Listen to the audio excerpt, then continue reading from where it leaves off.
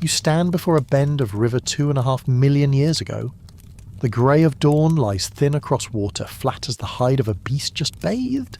Mist hang, snagged on reeds, quivering to a faint wind, pebbles spread into a long, slightly arched bar, their edges rounded by floods over uncounted seasons, each keeping its own colour, the blue-grey of quartzite, the milky white of quartz, the deep black of basalt, and, rarely, a shard of volcanic glass obsidian black and glossy like a drop of night broken in daylight.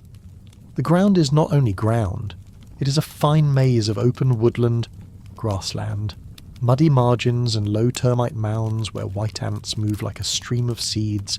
Beyond, the broken escarpments of the Great Rift open into long fissures, sutures of the continent where fire and stone once spoke.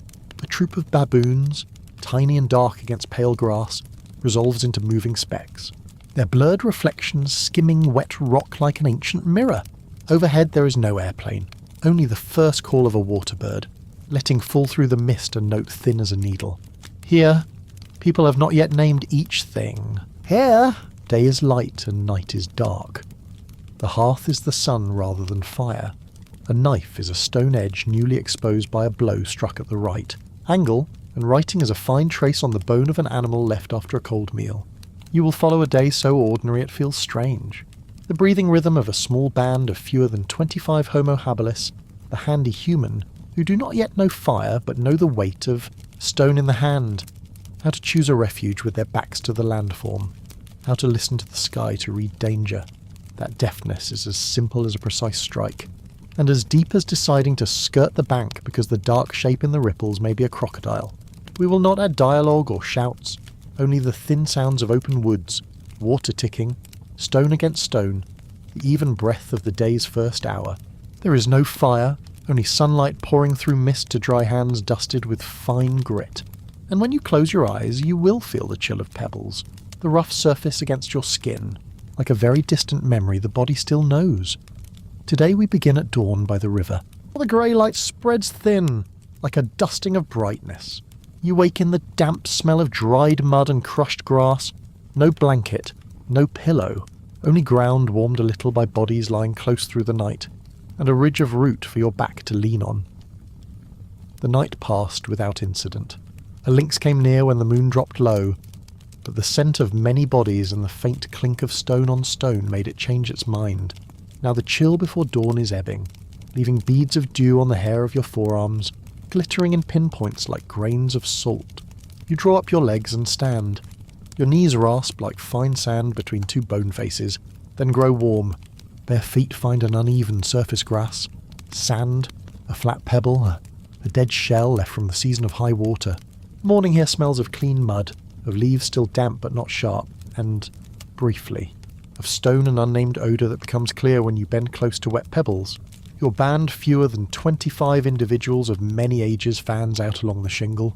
Two small young still cling, eyes round and black, tiny hands gripping the hair of their mothers' bellies as if a root mat. One old individual, spine a little bowed, moves slowly yet sees keenly, often stopping to fix on a distant point before any other eye has noticed. All these bodies share one baseline 2 legs, firm hips, arms longer than the trunk so a tree can be hugged while climbing, broad shoulders that let a heavy stone swing without toppling the body, a skull rounder than the species before.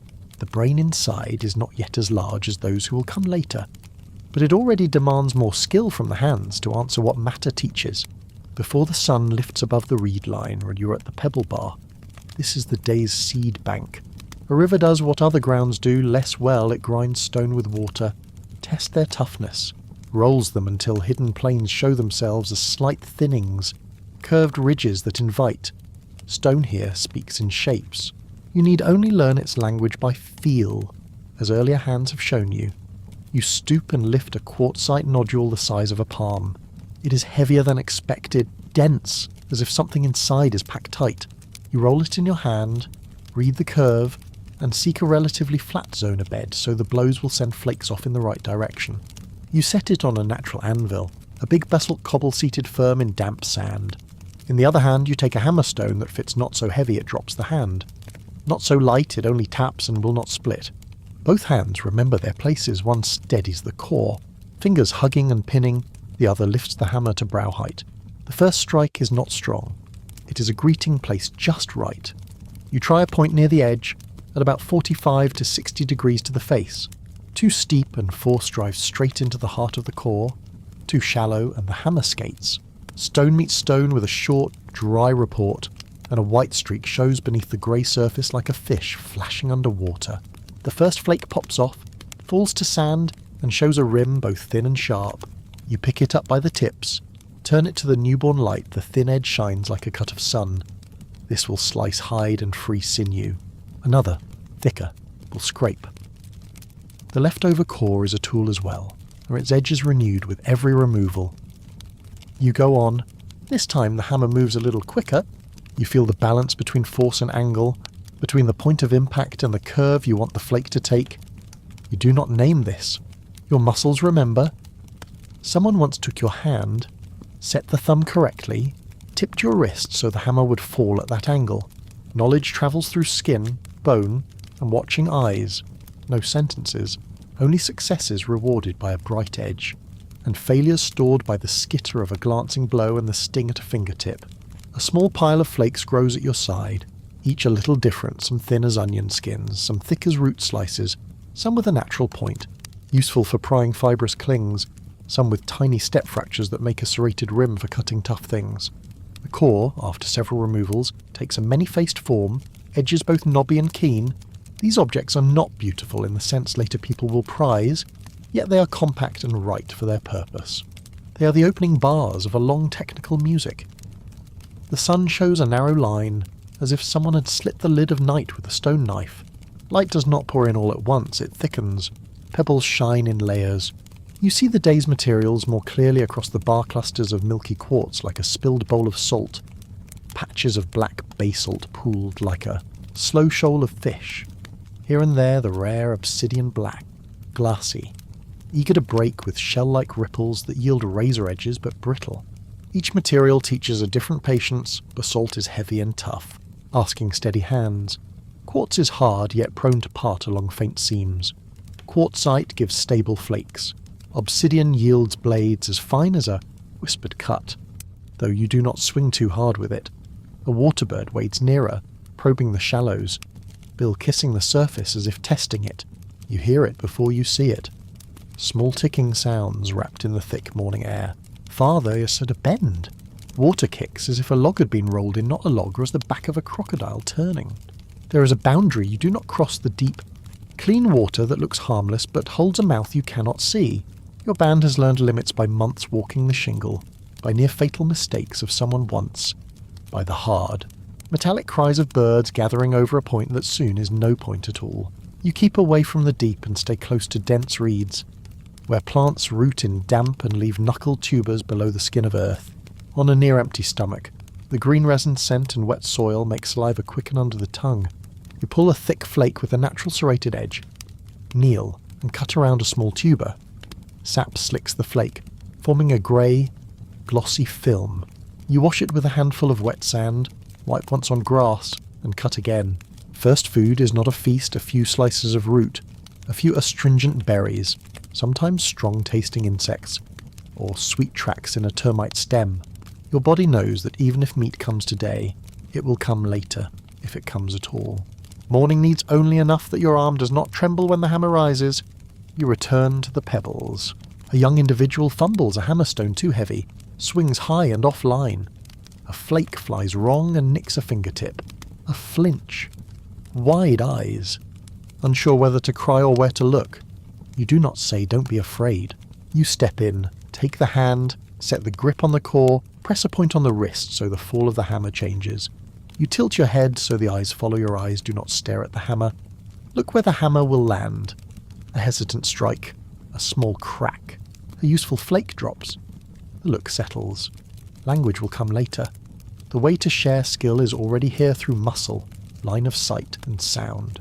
Among your new flakes there is a kind the hand remembers thin, long-edged, evenly curved, the sort that hisses faintly along skin and on sinew, relaxes into something like a breath.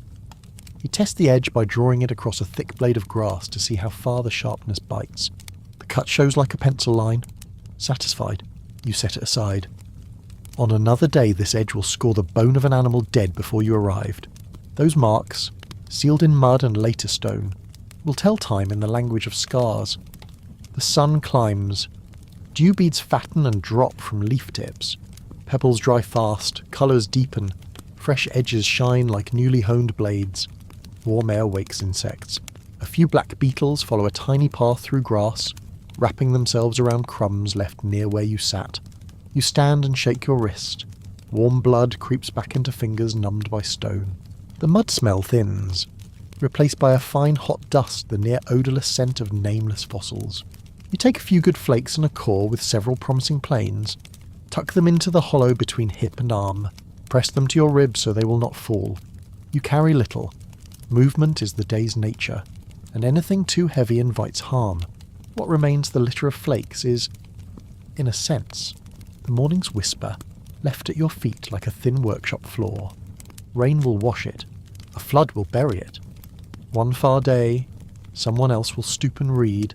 The group scatters like dark motes on pale grass. Some turn into shade to look for fallen fruit. Some check an old termite mound. You move towards slightly higher ground where wind threads through and sight opens.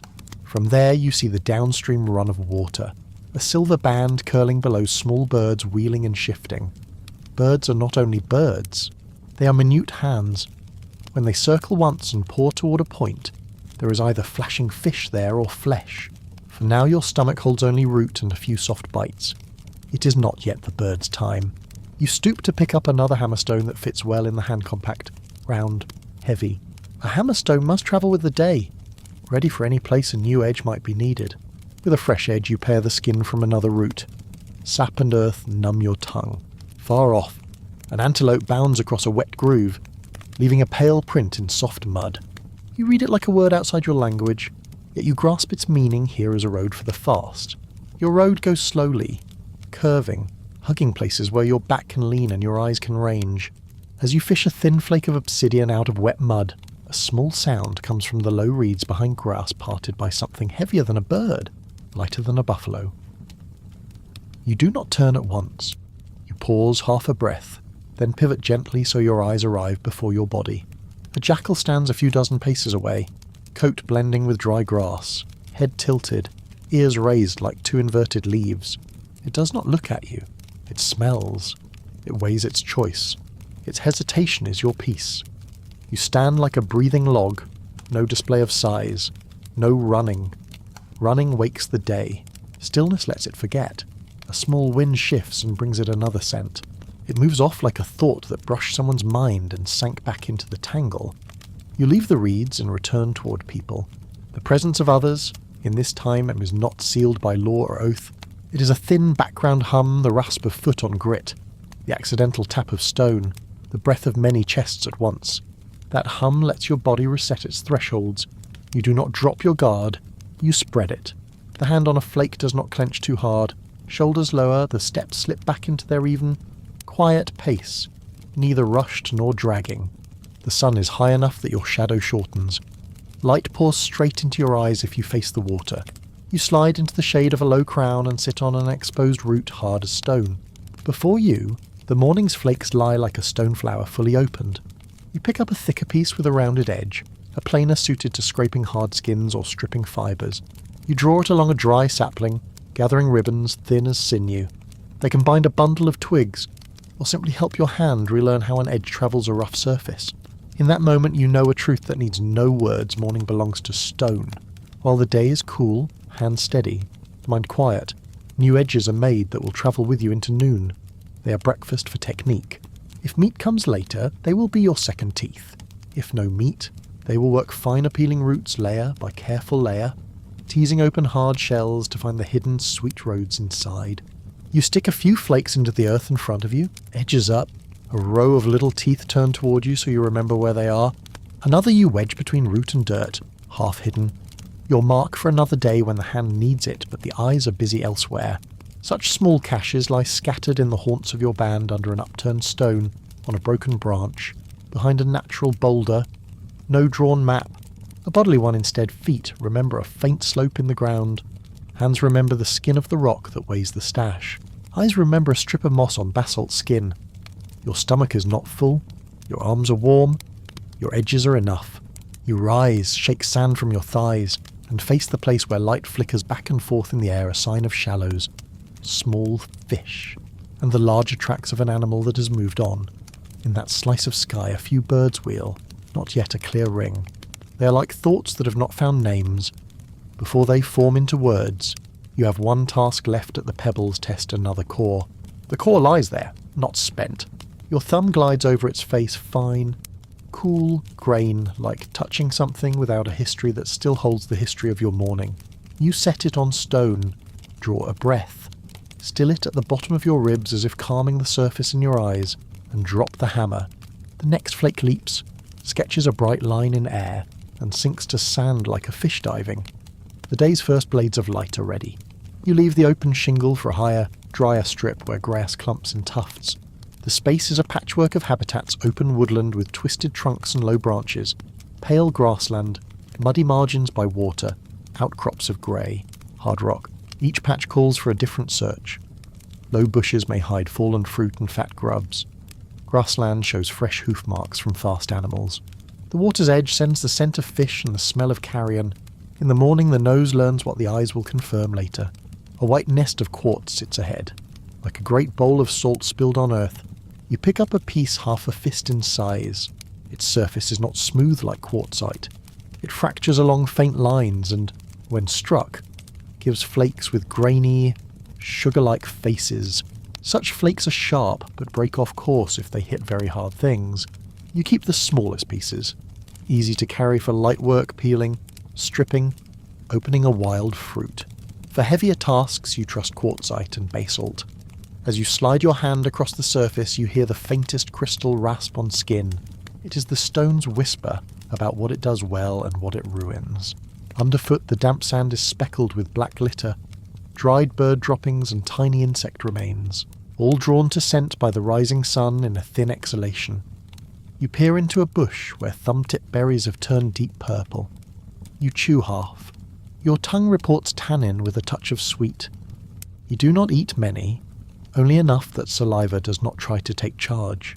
You press the rest into the hand of the small one shadowing you. A sniff, a tongue tip, a small relax of the face, then all gone.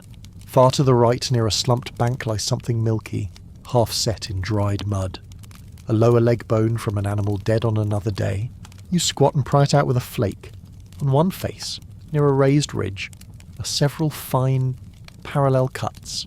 Each no deeper than a grass blade is thick, eerily even. Your fingertip finds the smoothed raked rim. You do not call it evidence.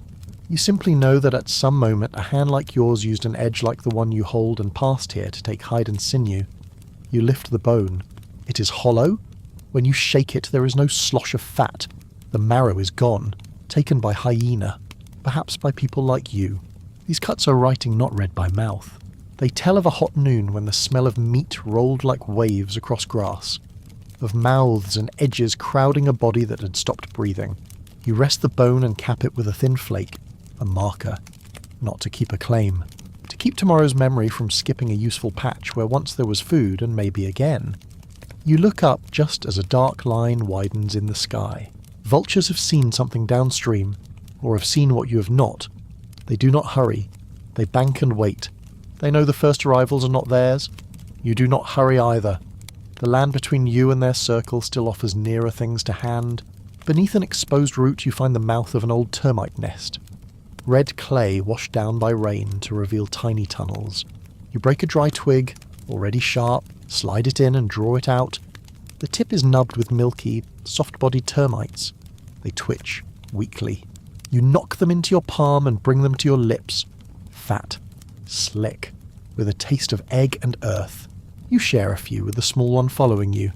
A grimace first, then eating, then eyes bright as a quartz pebble rinsed clean. Each habitat is a lesson for hands. In bushes your hands know to crouch and see through leaves for fruit hiding in shade.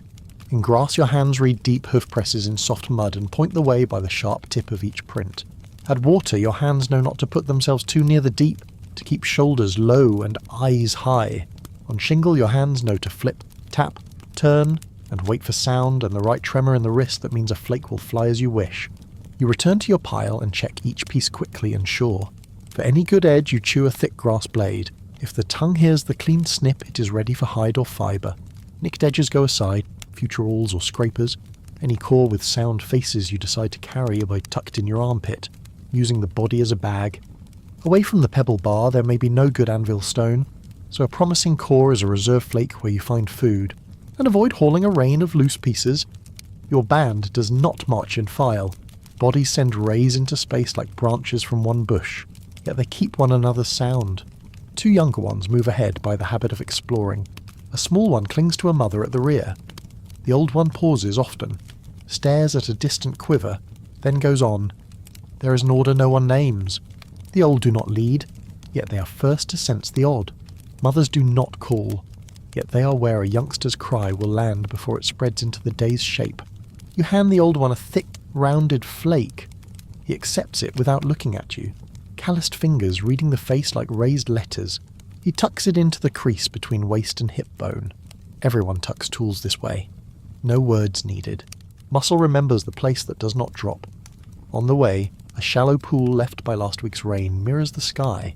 Two small fish are trapped, flicking weakly. You do not chase. You hold still, slide a flake under the surface and flick. The water breaks in rings, a fish slides onto the bank.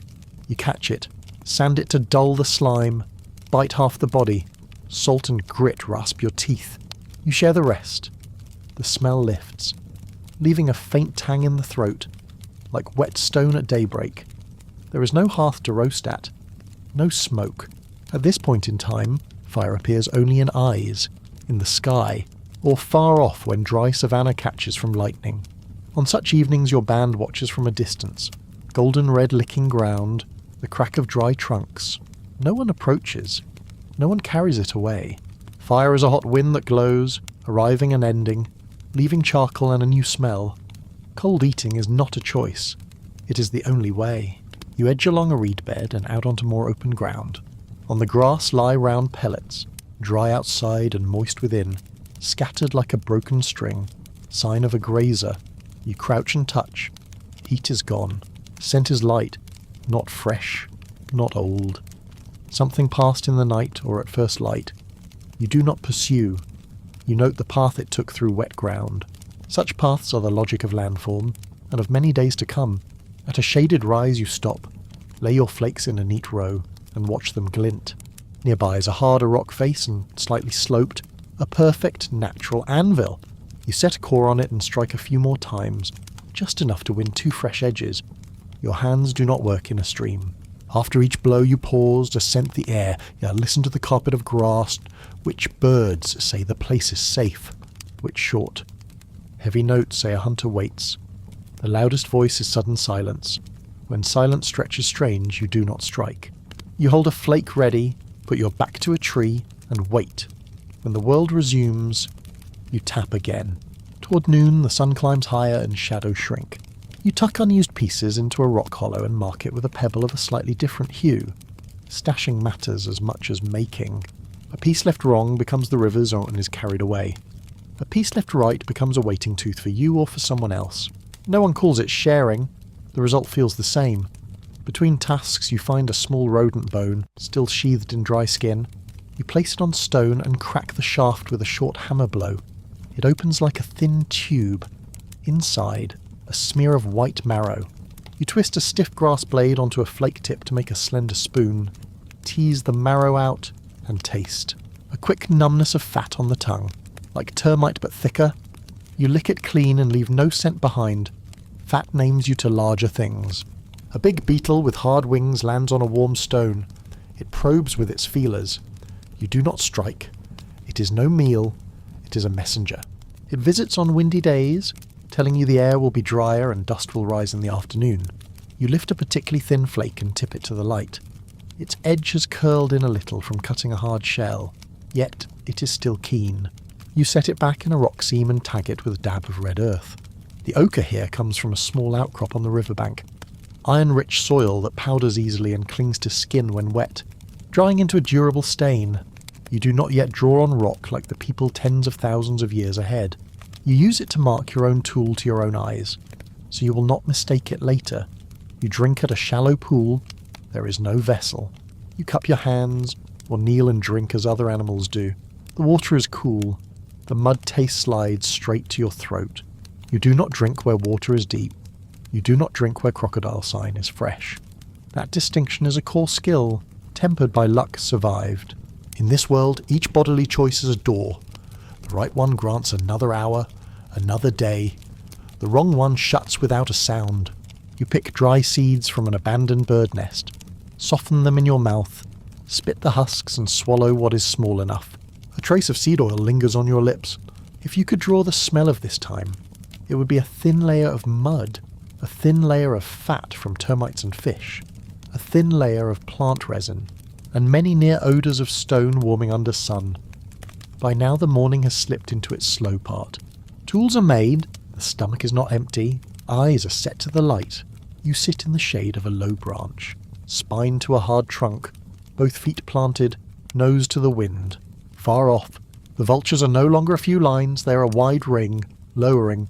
That means meat somewhere, and the first arrival's already there line perhaps. Hyena perhaps. You will not go yet. You know the order. You go when big teeth are sated or tired, when the sun softens flesh at torn edges, when your stone edge can slide between hide and meat without meeting too many other teeth. While you wait, you ready what you can carry. Your body has no pouch. Your pouch is the hollow between hip and arm, the light squeeze of ribs and muscle.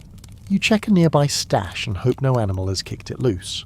You look again to be sure rock is at your back, open space in front, and ears will catch creeping feet if any come.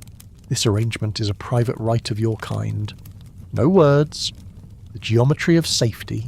You glance again at the cut-marked bone and lay a small pebble on it. Not to own it. To wake your own memory tomorrow when you see a small stone out of place on ground too familiar. You allow yourself one long breath. Not boredom, a knowledge that noon will be busier and every edge will speak differently. The vultures begin to spiral lower. The air's smell changes. Thick and sweet in the queasy way of flesh warmed by sun. Your heart shifts its beat, but your steps keep their even time. You do not run. You do not dawdle. You walk as if you were grass or stone, part of the background stillness. Noise belongs to noon. Morning closes with iron in the air, a hint of blood where you have not stood, and many blades of light in your hands. Ready to cross midday without fire. You rise and look once more toward the birds gathering. You test an edge by brushing it across your palm. The faint rasp tells your skin without cutting it. Beneath that skin, bone, tendon, and muscle are a store of memory. They will carry you into the next part of the day. The band turns as one without a call. Everyone reads the same sky. You go, leaving behind the pebble bar like a thin workshop floor of early light, a few flakes planted like little teeth, a core hidden in a rock seam, a pebble on a bone like the period at the end of an unspoken sentence. In a moment the vultures will point the way. You move toward a low spur above the river where the grass is fine as a young animal's coat. Under the grass the ground hardens into a natural anvil. You set a quartzite core on the cool flat. Hold with your left hand, raise the hammer in your right. The first strike lands with a dry note. A flake twists once and lies still. You pick it up and smell the new broken stone, a tang like rain lightning. Its edge is so sharp the grass blade you test parts without a sound. You tilt it to catch the seam where planes meet in a hairline. A big grasshopper lands on your knee and bolts as you set a second flake beside the first, lining them like teeth just erupted. Rock dust clings to your fingertips in a grey film. You lick it clean. The thin mineral taste numbs your tongue for a heartbeat, enough to press the making into memory. Not far away, two younger individuals struggle with a stubborn round core. You step in, touch a shoulder, bend a wrist to a better angle, point at the waiting platform. You have no words for point or percussion, platform or fracture face. Your body speaks by eyeline and breath. The next blow gives a proper flake. Rim slightly arched, thicker at the heel. You nod. Both smile without sound. Mouths closed. Shoulders loose. The joy of stone needs no voice. Near a slanting trunk you find swollen roots under friable earth. With your thinnest flake you score the surface and peel away the rough skin. Juice slicks your hand, The scent is sweet green. You slice several pieces and pass them around. Teeth work quietly. The flake does the rest. The edge runs through the coarse peel as surely as an ant along a stem, neat, firm, unhesitating. Your tongue stores the taste, your hand the force, your eye the places where soil keeps water longer than elsewhere. You return to the bank. On the bar, the wet round stones glint like fish eyes. You pick a heavy one as a spare hammer and a flat one as a travelling anvil. Your body is the only bag. You wedge them in your armpit and slide one flake along the nape between hair and skin as a hidden sign. What you cannot carry you hide in a low crack and mask with bent grass stems. Not everyone will find it. You, on returning, will see the bent stems first. A small bone lies beside the dried mud lip like a broken chopstick. Tooth scoring rims it, and beside the bites are two short parallel cuts. You raise your flake to measure. The edge matches the width of the mark. Without reasoning it through, you know that this kind of edge once lay here doing this kind of work, on a day much like today. The cuts are the quiet of another hand. They speak the same language you use now. Wind ruffles the river, carrying the smell of far mud and damp fur. You watch a flat, dark shape drift like a log shadow. The old one, a ways off, slips behind a tree with eyes fixed just as you understand. Deep water is not friendly today. You leave the margin and choose higher, drier ground. No signal given. The band drifts into shade together, accepting a longer loop in exchange for breathing even. In the shade, a small one presses its face to its mother's belly and nods into drowse, fist closed on a chipped shard. The mother eases it free and swaps in a thicker, safer piece. You note the move and relearn what you already know. Tools live near the hand and closer to the child. Food is the bite and the glance passed between faces. The band is quiet, each listening in a different direction. Silence here is not empty. It is a net drawn tight across the faintest sounds. You squat and array your flakes on a flat stone from thick to thin, rounded to pointed. It is not a rite, only a way to keep the hand from searching too long. With the pads of your fingers you test each rim. A whispering drag like a hair on skin. Any edge too jagged you retouch. If it will not mend, you demote it to scraper or graver. Any edge sharp enough rises to the top. The best does not sit at the bottom of the pile. At the edge of the bar, two little birds peck at soil, leaving paired dots. Far beyond, the vultures widen and draw their ring tight. Heat shimmers up from the ground. You rise, check your core cache, touch the marker pebble, and the dry ochre smear on the flake you choose to carry. Your heart does not race. It firms. Your whole frame shifts into a gait that can stop at once without falling. You have no fire to drive beasts. You have no spear to stab. You have time and sequence. Big teeth arrive first and take their share. They leave what a stone edge knows. You come later and wait for the right angle. Wait for a gap where one can bend to work while another keeps watch. Your food is the seam between stronger things. Your life is the seam between quiet and sound. You step out of shade into bright. In your hand the new broken edges catch the sun as fine slivers. They do not glitter like water or call like birds. They only shine in silence. The sun climbs. Your shadow shrinks on the grass. Downstream the ring of birds is gathered. You head that way with the band. No one talks. No one needs to.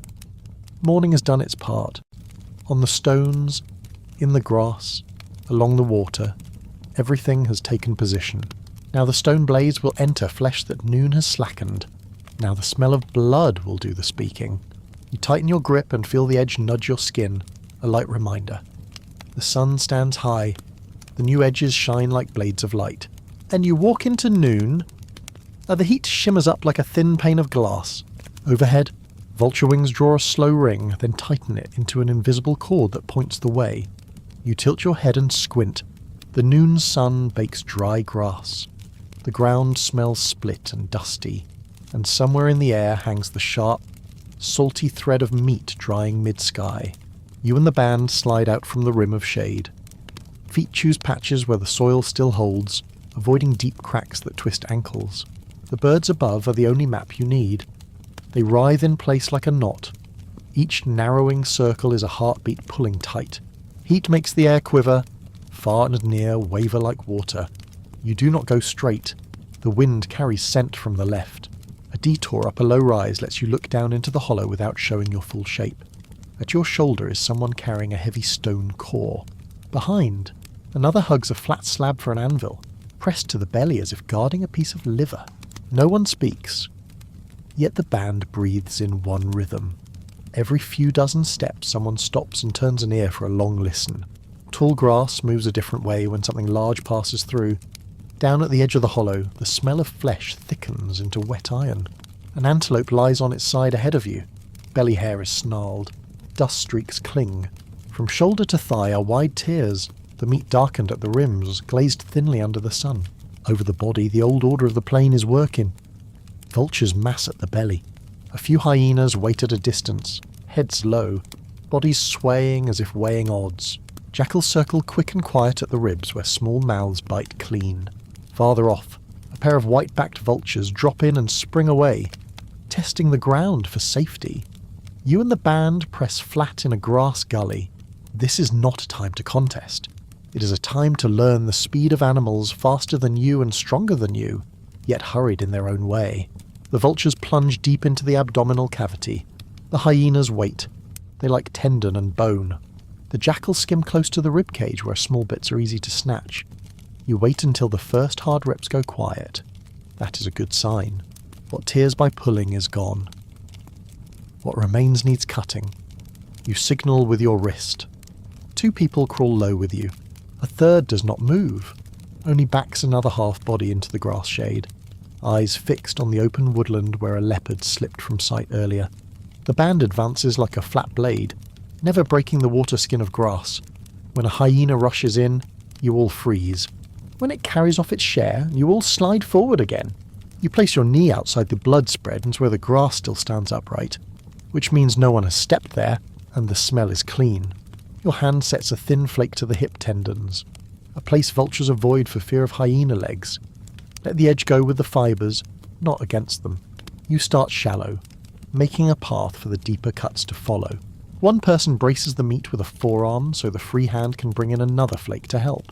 You keep your wrist low so you do not catch bone beneath the muscle.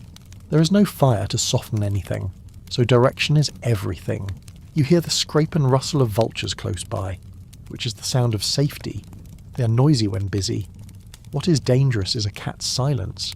A strip of thigh muscle parts from bone in one smooth line, its far end still held by gleaming white tendon. You roll it tight and clamp it to your chest like a wet log. At your side, someone eases free a smaller piece from the neck. You do not get greedy. Every bend to the ground has a price.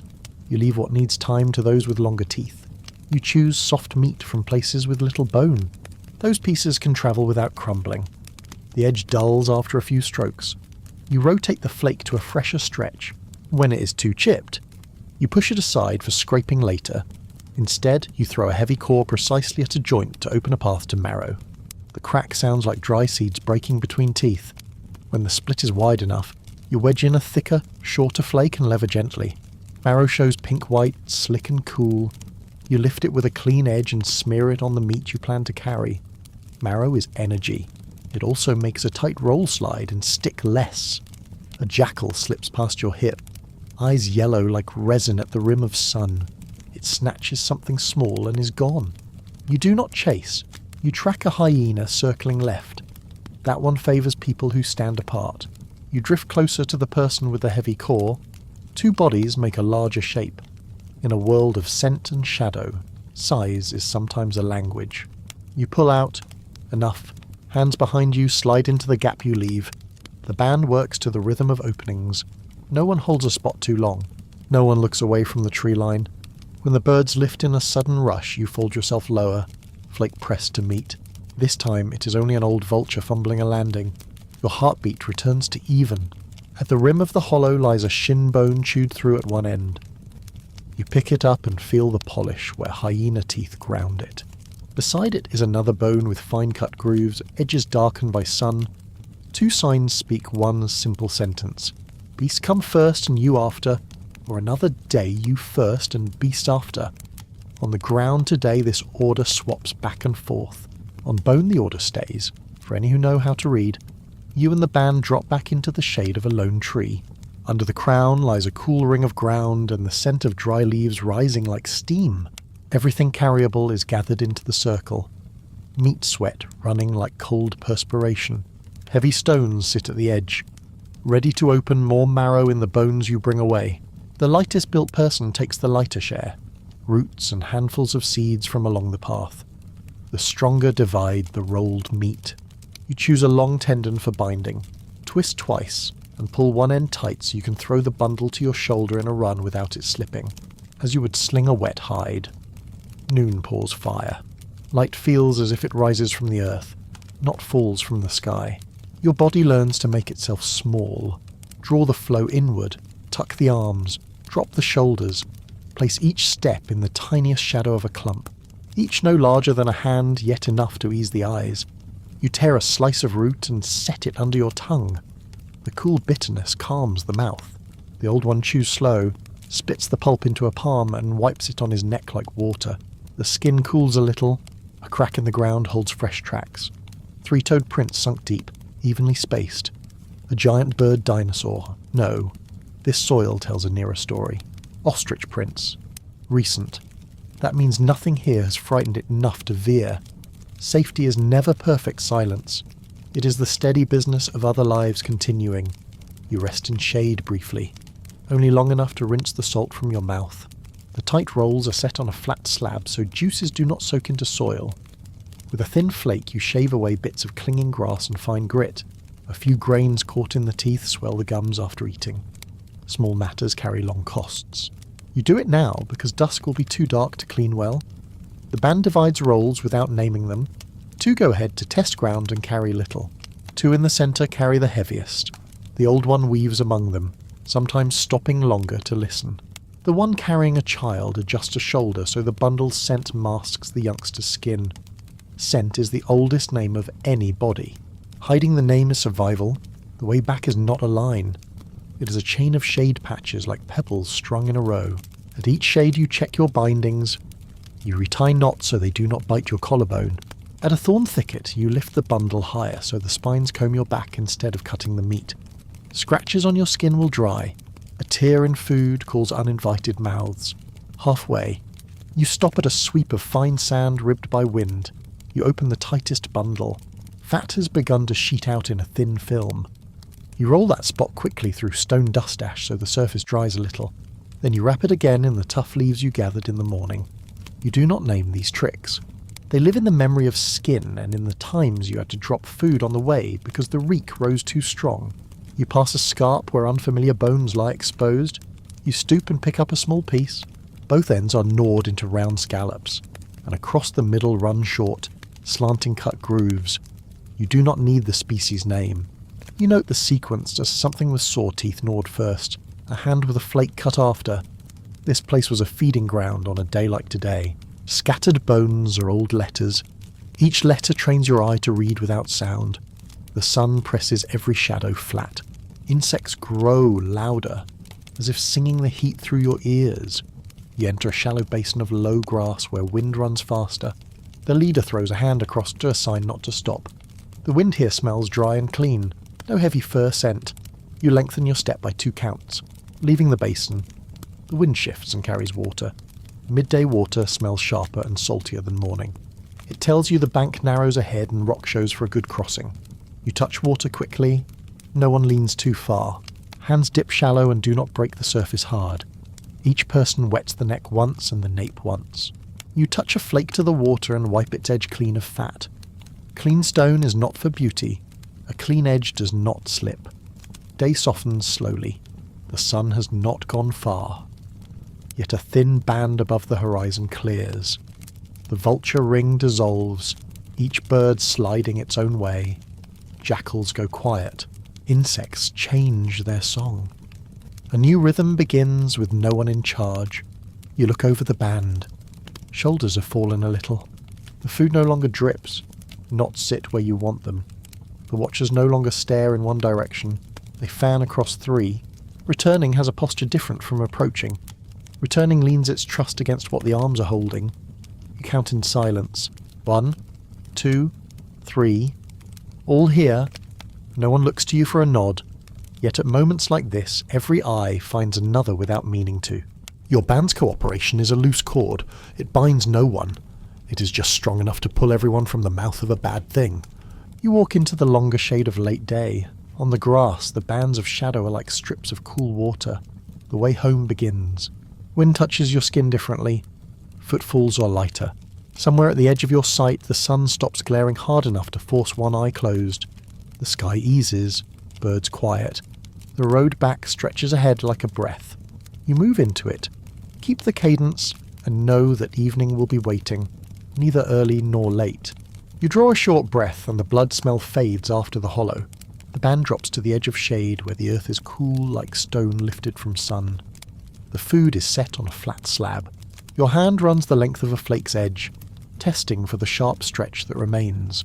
A young person raises a stone core and brings it down with a neat wrist, striking off a fresh flake. The dry, crisp tock means the force went to the right place. The new flake drops into your palm. Its cutting rim is cloudy like milk glaze. The ventral face smooth, the dorsal still ridged. You turn it, touch the edge, and draw back just enough not to slice skin. Sharp speaks the same language everywhere. Two in the band lay down a leg bone they picked up earlier. Heavy core for hammer, flat slab for anvil. The blow is not for shattering. It is for opening a long split along the shaft. When the line appears, a thicker flake wedges into lever. Marrow shows, warm gold pink, cool as cave floor. The old one swipes a little onto a finger and touches it to a child's lip so it will swallow. You dip a flake tip in marrow and brush a thin film over the freshly cleaned cuts of meat. That coat makes the surface slick and less likely to take sand on the way. A young hyena edges near. It does not move like a sure winner. You lift the heavy core, not to throw, only to swell your size in its eyes. It rethinks and backs off to the carcass. Vultures drift aside like smoke, beside you. The watcher raises his head to scan the tree line again. No fearful sounds, only the wet flick of a jackal's tongue over teeth and the fanning of the wings. Those sounds keep the ordinary pace. When they die, you know a break is coming. Not today. With a thin flake you finish the strip at the lower neck, the place that pulls when the animal runs. Tendon there shines like milky cord. You do not yank. You cut along the fibres so the meat face does not tear. A slow, true motion is quicker than a hurried one. The young one watches close, eyes tracking the flake as it travels the seam. You tilt your hand so the hidden angle shows, where the blade slips in without knocking bone. Teaching here has no name. It is eyes fastened to hands. Your thumb touches the lip of a cut on the exposed scapula. The groove is sharp, its floor flat, its edges starred with tiny breaks. Such marks on bone, long after, are what future people will read to know a stone-holding hand passed here. Beside it, a patch scarred by teeth, the trough round and the edge polished from repeated tongues. Which came first and which after? Your eye remembers by surface. You do not have letters, but you do have beginnings and endings. In a short pause you pick a root at the slope below. The outer skin is grey and dusty.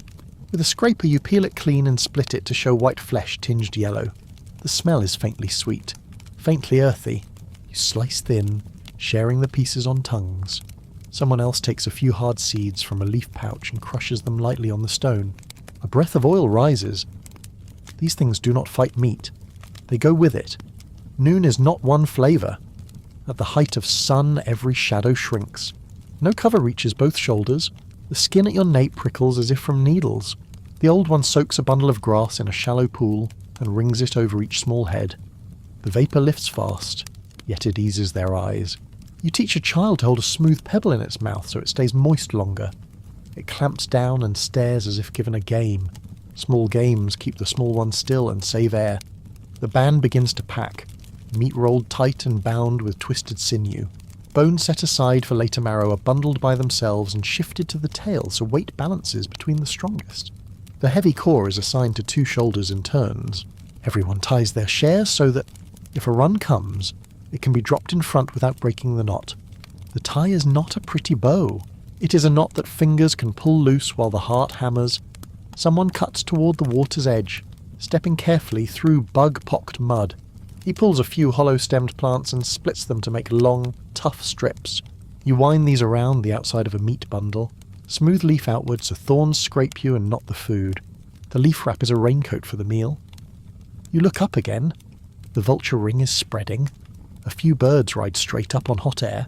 Their rhythm tells you their meal is nearly done. When the bone chewers arrive, they will take turns. On days like that, the ground under the carcass goes pale with splinters. They will remain, and they will carry today's story into the others. The band stands as one long body, not all at once and not ragged either. Everyone chooses their place again.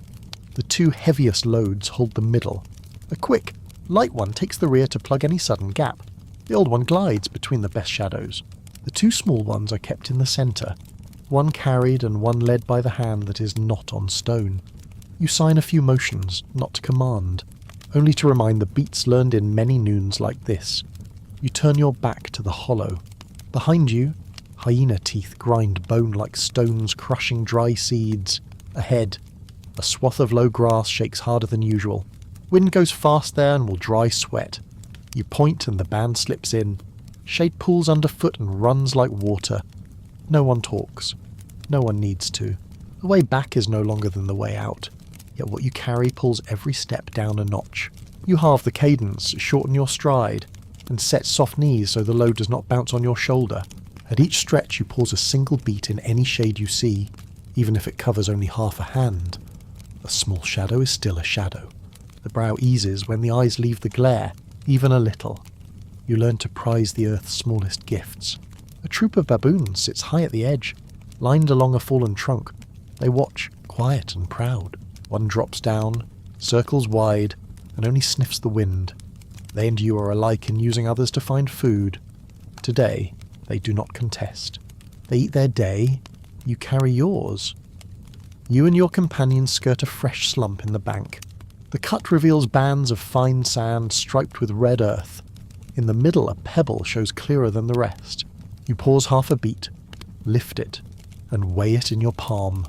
Quartzite, its cortex worn, the inside promising a steady flake. You tuck it into the leaf pouch reserved for tool seeds. Not every stone breaks right. The good pebble in the hand is a promise of a sharp edge on another day. The heat presses less, yet fatigue slips into your knees and makes you want to hop the soft patches instead of step. You keep the pace in check because hopping loosens knots. In your left hand you carry a strip of wet root. At each stop you lay it on your neck. Sweat mixes with its tang. Not pleasant, yet it keeps you clear. For a long stretch you walk close to the water. Its surface is a black hide speckled now and then by wind. Across the way the rocks are jagged, though here and there a flat face is exposed. You remember longer days when people set meat on a rock like that to dry the surface before moving on. Today the way is not so far. You keep near it only to let the damp air soothe hot feet. The rear watcher pauses one beat. All of you stop without looking around. Stopping is like breathing, a silent breath into the ground. You listen for wind touching the air. No quick running. No birds pecking in a flurry. No brittle leaves stripped. The rear moves again. You go on. The band travels like one large shadow with many legs. On an open patch where grass thins and the soil shows in stained bars, you find a scatter of old bones, sun-chalked and brittle. A rib bears short, parallel cuts along its length. The groove edges are flat, the floors sharp. A long bone shows, round bite clusters at both ends. They lie close. Lines on the same page. Who came first and who after? You can retell by touch. The story has no alphabet, yet it is clear. On a day like this, hands and teeth stood around one body. Seeds hidden in belly grass click faintly under your steps. The old one knows where to dig a few hard roots. You do not linger. You slip them into the leaf pouch of the lightest carrier. Supper will have another taste. What you bring home is not only meat. Long roads teach your band that many flavours keep the belly calm. You look up. A thin cloud high and far drifts across. Under it, birds are at their rest. They are quiet or shift wings with small strokes. Noon becomes afternoon with no named moment. You are grateful for this steady quiet. It lets the band keep its guard where it is. When other animals are not alarmed, you hold the same beat. Another long span passes in silence. You murmur to a child, not a sentence of later people, only enough to make it shift its grip without dropping the bundle. It understands because your hand shows the motion. and because the bundle smells like something it wants to bring back to those at the shelter. Language here is first of all scent, glance, and posture. At a reed edge, the wind comes out cool from within. You pause half a beat and run a hand along the blade. You do this to learn whether dew clings or the breath of something big has just passed. The feel is smooth and dusty. No shed hair, no fresh scat. This way is safe. You lead the band into the fringe, keeping to dry ground. A soft crack underfoot makes you halt. Not a snake, not a snare. Only a dry twig crushing an old nutshell. You lift and set your foot down more slowly. Small motions keep the peace. Not for fear of large threats. They keep the band from wasting itself. Waste is a slow death too. When the open woodland before you raises the shade higher and thicker, you know a portion of the way is done. The place to rest before you rejoin those at last night's shelter is not far. The old one lifts a core and inspects the fresh break. He smiles, without sound, only by letting his shoulders drop. Today the band has one more sharp edge to use by evening. You stop at a bank that looks over a familiar clearing where the wind runs slant every afternoon. You set your bundle down and test the ties. The dry sinew is drawn tight a little more. You pick the knot and set a finger into the place where a quick pull will free it. The child carrier lowers the small one to sit on a leaf bundle, his hand still pressed to its back. The two watchers trade places so blood does not pool in their legs. You take out a small flake, shave away the sandy rim, and blow. The slant sun strikes the edge and it glints like a narrow blade. You wedge the flake into the leaf pouch with just enough edge showing to grab fast. What lies within reach is how a band sleeps safer when night comes. That is a tale for another time. For now you draw a long breath. The air is kind. Birds are quiet. The way back has joined itself into one continuous thread in your mind. You lift your bundle to your shoulder. The others do the same. The steps fall to the old cadence, not quick, not slow. No one looks back at the hollow. There is no need. On the bones there, the noon story has written the part that belongs to you. The rest, the plane will write in its own hand. You go, leaving prints a little deeper than in the morning. Wind braids the smell of meat into the smell of leaves, lightening what you carry. Head, shade patches link evenly. The day folds itself up very slowly, like a great hide being smoothed by a pair of hands. You walk into it, steady. And you know that when the air truly cools, the last stretch will find its way under your feet. Your journey will begin there, where the evening wind moves through reeds with the smell of mud and dry leaves. The evening wind lifts off the reeds and combs the fur of the grass flat with a cool hand. From the silt bar comes the thick scent of mud, blended with dry leaves, gentle yet distinct, the smell of a day about to close. You stop at a patch of ground a handspan higher than the mire, where low trunks knot together into a tangle of roots and branches. Behind it an old bank juts out, guarding your back like the arched flank of a giant animal lying on its side. The soil here is firmer, pebbled, not soft. When you test it with your foot, the ground answers with a faint spring, a good sign for a night's sleep. The band spreads out by habits carved into the body. No one tells anyone anything. The young lookout moves ahead, squats at the reed edge, and tilts an ear toward the faint tacking of water. He plucks a blade of grass and smooths it straight, listening for the tiniest tear between his fingers, a sound that only comes when the air is drier than the skin of the water. The old one sets his bundle against the bank and runs his thumb along the dried bindings, checking for a knot that can be loosed fast. The two small ones are soothed into the shade between two roots, backs propped on the raised wood. One still keeps the noon pebble in its mouth, lips pressed to hold a little moisture. The other toys with a wilted strip of leaf, eyes fixed on the red glint at the mouth of your leaf pouch when the sky pours down its last light. You walk the rim of the jutting bank the way a cat chooses a bed. The slope decides the whole night. You pick a spot that tips slightly toward the grass, so if a light shower comes, the water slides off instead of pooling under your ribs. Close by lies a shallow hollow left where a root tore out last season.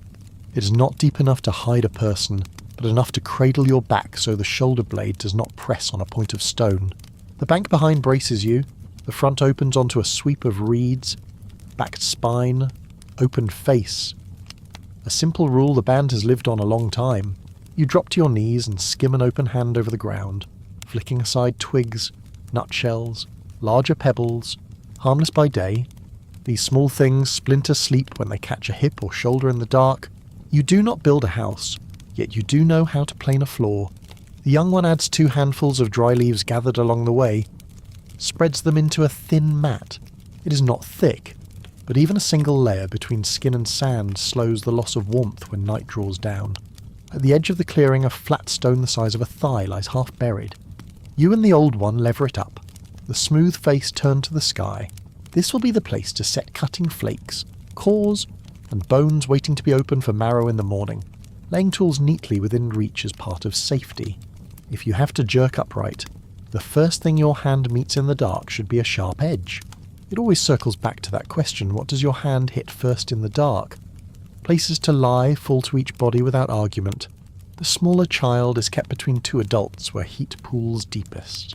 The older lies against the carrier, head on that forearm so a turn does not slide them apart. The old one chooses the inner rim where the bank breaks the wind. The lookout lies offset on the outer side facing the reeds. His body a soft fence on the open edge. You take the place from which a single knee slide can reach the larger stone flake. On the flat stone you lay out what dusk will need: a thin flake for scraping, a thicker one for splitting sinew, a good core in case more flakes are needed, a hammer stone that sits right in the hand. On the outer rim you set an old half-spent nodule, its edge gone dull. A dull core is not useless. It becomes a thrown warning should something snake through the grass. A thick nodule thudding into dry leaves makes a muffled smack big enough to alert the band without a shout. You do not make a fire. The plane will not make one for you tonight either. The sky opens and darkens by slow degrees. A thin band of cloud takes the last sun and stains red like the inside of a freshly split stone. The final light pours along the edges of the flakes on the slab, and the blade colour warms. Dusk, as always, turns an inanimate edge into a bright line. You do not wish on it. You only note it. When darkness is complete, that line will cool. Late day is the sound of many lives being put away half finished. A flock of water birds lifts from the deep pool, wings cutting the air in even strokes, then falls silent when they settle hidden in the tall grass. A pair of jackals quarrels in long calls, then vanishes as if no one had ever been there. In the sudden gap a child's stomach murmurs. You reach for a strip of tendon split at noon, slice it fine, and bind the meat roll tight so no wet leaks to call noses. Raw blood at night is a summons. You do not want to call anything. The old one uses a thin flake to trim fat marbled strands from a leg bone. Rolls them into pea-sized balls. He gives one to the small child. Sets the other on its tongue so it can read the taste itself. Fat is more than flavour. It is a thin lining for a stomach when the air drops. The child licks its lips, eyes black and white in the half-light. It says nothing, chews slow, then leans its head into the arm of the one who carried it all day. You glance over a shoulder and fan a finger once. The lookout understands and shifts so he can see both the grass and the bank where the shadow is pulling back. That one move resets the band's field of view. Whoever is watching a direction now will keep that direction all night. No need to say it aloud, because everyone has learned together that speech is the surest way to wake what you do not want. In the last brightness before full dark you steal a moment to teach with eyes. The older child crouches by the stone and watches you rotate the thick flake so the sawtooth edge only kisses the tendon. You do not chop. You slide with the grain, holding the angle steady so the fibres part into even strips fit for cord. You stop midway, set the flake down, and tap the cut with your fingertip. The child copies, touching with the pad, not the tip, so it will not slice itself. It exhales through its nose, a small sound, yet you hear it. That is the sound of understanding. Nearby, the old one presses a smooth pebble into the smaller child's hands to roll between palms. Such tiny work teaches soft hands to hold a slick thing without dropping it when sweat comes. The pebble is also a task to keep it busy. A busy child buys the band a longer span of quiet. You make another pass of the ground around you, not to hunt, but to read it once more before the dark eats detail. Freshly turned soil at a sapling's base tells of a heavy mouth here at dusk, likely a warthog. But the scat is mould dry. The surface holds no damp. No new heat. You lift a hand to the lookout. He nods. This patch is safe enough. A strip of grass near the water is pushed flat with the wind. No tracks against it. That is a path the band can take to the pebble bar at dawn. Small details string together into a route in your head the way shards align into a finished cutting edge. Tonight you stitch the route from scent and wind, so morning can simply stand up and step into its cadence. You return to the beds as colour drains from the ground. Everything leans toward grey. On that slate the laid out flakes glint like short pins half buried. You pull the meat bundle closer in and plug a seam with a pinch of dry leaves so the cold air does not slide through. The old one rounds his back, making a windbreak for the small child. The lookout leans, forearm on the ground as if touching the surface of dark water. You check one last time the things within reach. Thin flake at your right, thick flake by your feet, old nodule outside, hammerstone under your elbow.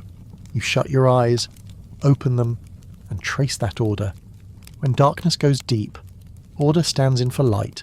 You do it as a ritual, not to ask for help but to nail memory to the ground. From the reeds, a small bird calls 3 bright notes, then stops. In the evening, that is often the day's period mark. After that comes a very quiet frame. Within it your ear picks the leaf scratch of a tiny thing, the distant whine of a jackal, the steady veil the insects draw up. There is no round cat roar. There is no snap of bone. Absences like those are good news. You tilt your head. Bring your ear close to the earth. Soil holds sound better than air. From there you hear the finest thudding of far rain, yet not on you. Your ground is still dry. You press your palm flat and count with your heartbeat until the beat slows. To your left, the older child stretches a hand and finds your wrist. You leave it there so it knows where a grown body is. In the dark, touch is the longest language. The old one begins a story without words. From a pouch corner he takes a small tine and taps the flat stone in a repeating rhythm. Not loud enough to call animals, just enough for people lying near to know their own sound is still here. The beat lulls the little one towards sleep. It is how a small band drops its breath together. No singing, only tapping like a heart. You recall where you found the thinnest flake this morning. Along the waterline in the dark pebble patch, you recall the curve, the first scar on the core, the way it slipped free into your palm. These memories are not for pleasure. They are the data you will use to find the same kind of stone tomorrow. Your memory of rock is the band's armoury. Before the last light goes, you look up once. The skin of the sky is the colour of cold ash. Pinpoints show one by one, like white grains revealed when you scrape bone. The starways will not help you chase, but they give a frame for distance. You know this night compass as later people will know a painted road. You mark the river by its mirror line of stars, the low woods by their pooled dark. The meat pressed close to you warms. The fat smells faintly sweet. You breathe lightly through your nose to let the scent settle. Not because you fear it being caught, but because a familiar smell moors the mind and keeps it from looping.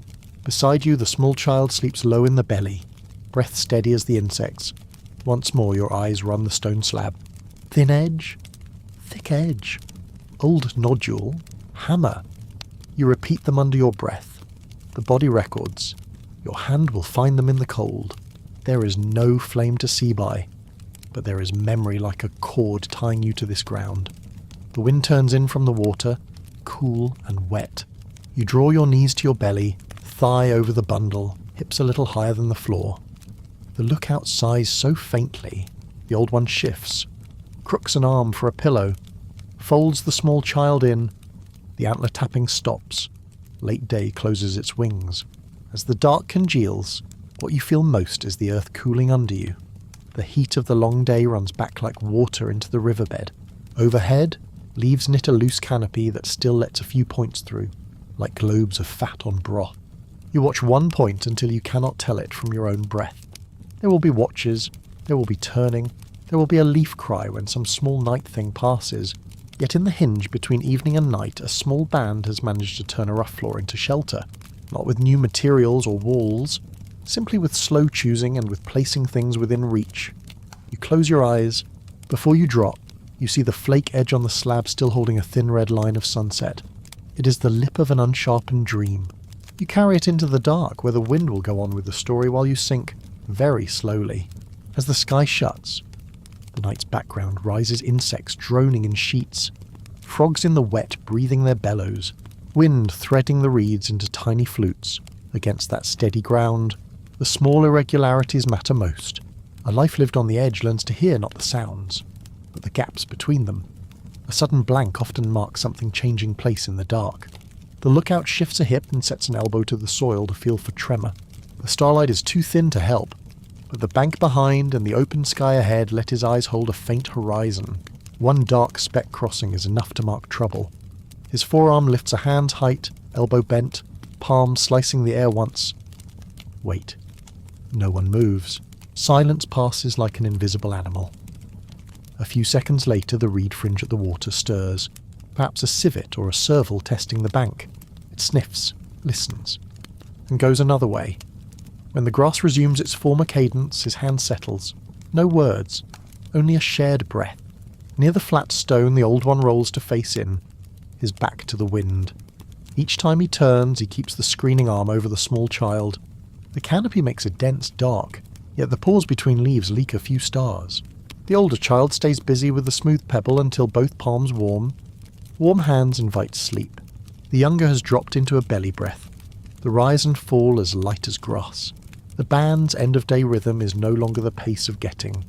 It is the pace of arranging. The thin scraper lies inside, close to those sleeping in the middle. The thick cutter for sinew and roots lies near the edge where the lookout can touch it first. The hammerstone sits under the elbow of the adult who wakes often. The old broken core rests on the outer rim as a throwing weight. These positions are recorded by a tiny rite. Eyes look, hands sweep, a head nods. Repeat a few beats, then stop. Repetition does not bore. It is how you live through the night. A tendon split at dusk is torn into fine strips and twisted into a single cord. One end ties the meat tight, the free tail loops a root knob beneath someone's head. The bundle will not roll and the sleeping body becomes an anchor. If something tugs, the anchored one feels it first. It rests on a simple principle: safety is collective. One body sleeps because others do not. Teaching in the dark is done by hands, not words. The older child is given a round core with most good platforms already gone. The task is to find what planes remain. An adult opens the palm and nests the core inside so it turns on its own and settles into its right seat. The feeling of now comes when a nub braces just so against a flatter face near the rim. The child repeats, awkward at first, then begins to find the feeling. Then comes the hammerstone. Do not smash. Let the weight fall onto the point at the right angle. When it hits true, the sound is dull and dry. If it glances, the pitch rises and the hand stings. No need for lecture, only let the child hear the two kinds of sound and give time. The brain will keep the right one. Your arm, the arm that has split stone since morning, moves of itself. It curves around the older child and draws the food bundle closer to the centre. That habit is no one person's alone. In bands that live, every arm knows the path that makes a soft fence. No one is told. No one keeps score. Outside, the warm mud still clings to reed faces. Inside, the scent of dried fat folds into human skin. Smell is a script. It marks who is near, which thing lies where the food sits, where the tools wait. The world has no letters yet, but it has many traces. Cut marks on the leg bone from noon. Tendon fibres dried and looped around an adult wrist. Stone dust stuck in the elbow crease of the one who split. Cores, salty sweat dried on the leaf mat where a child sat all afternoon. In the night, these sentences do not vanish. They change parts, from things to see to things to touch and smell. Down by the water a soft gulp sounds, and a dark shape slides between reed clumps, not large. Perhaps an otter or a water lizard. The lookout gives no sign. His fingertip lifts from the soil and sets back, as if asking, "Did you hear?" and answering, "Yes." The quiet returns. Time for the change of watch. The youngest adult on the edge wakes the inner one by touching the wristbone twice, pausing, then once more. That pattern does not get confused with sleep shifts. When the called one nods, the watcher inchworms inward, and the replacement crawls out. No one stands up. No leaves rattle. No core gets kicked. Keeping the band's mental floor plan untouched matters as much as the handover. Sleepiness is not the enemy. It is the cord that pulls the watcher back toward the centre when the shift ends. Before you can drop, one small task: rehearse the morning route. Path to the pebble bar, the tall trees scarred by a boar, the notch in the bank where antelope drank yesterday, the firm run of soil leading to the fruiting bush. landmarks in a chain, as when you take flakes from a core and must know where the next will go. A life key to grassland sleep and feeding carries an invisible map in the body. It is not drawn, yet it lies in the nerves. A roar breaks the air. Not near, not upwind. On the insect field it is round and deep, then gone. Leopard, like a letter flung through a dark room unseen, yet everyone knows it passed. The collective body answers before thought backs stiffen. Knots are checked. The small ones are drawn a handspan deeper in. No one leaps up. Silence hides better than running. Leopards do not like the heavy mixed smell of bodies pressed together. They favour a single separated scent, so the band tightens wisely in the dark. After a long while the wind shifts and brings the trace of claw and crushed grass. The sound world returns. From toes to nape the strings of muscle lengthen again. No one says safe, yet many bodies exhale at once and deep. That moment teaches more than any daylight lesson. A good shelter is not a pretty place. It is a place that lets the band become a hard-to-grab shape. A shallow bank hollow, a thin leaf layer, roots as obstacles, a flat stone as a work table, an opening in front to see out. Together they make a soft defence. No wall, no gate, yet a choreography of bodies. A little later the sky shakes down a fine wet. Not rain, only heavy dew touching leaves. The canopy stirs and sprinkles a few drops, cold enough to startle skin. The small child burrows its face deeper into the old one's arm. The older noses in at an armpit where the known human scent lets it slide back to sleep. Outside, dew damps the leftover fat and blood smell. A kind of night wash. On the slab, tools bead with drops. Edges darken, yet nothing shifts from its place. In the morning, the remaining damp will make scraping hide or stripping plant fibres go smoother. Midnight brings another handover. This time the old one eases outward a bit, to tell the younger that he is still here. Not because he watches better. His sight is dim, his hearing thin. But bone that has lived many seasons on the rim lends the band a different calm. A body that has come through much sitting where the risk is thick quiets the worst pictures in the rest. Mind is not a thing you can touch, yet it belongs to safety too. When there is no task, idle hands reach for something to do. In a fireless night the choices are few. Someone rolls pebbles, someone strips fibres for tomorrow's cord, someone picks away crumbs of dry leaves close to the mat to dodge splinters. Someone else simply lays a palm on the ground as if listening to a very small tale. The earth speaks by tremor. Far animal steps carry as tiny waves.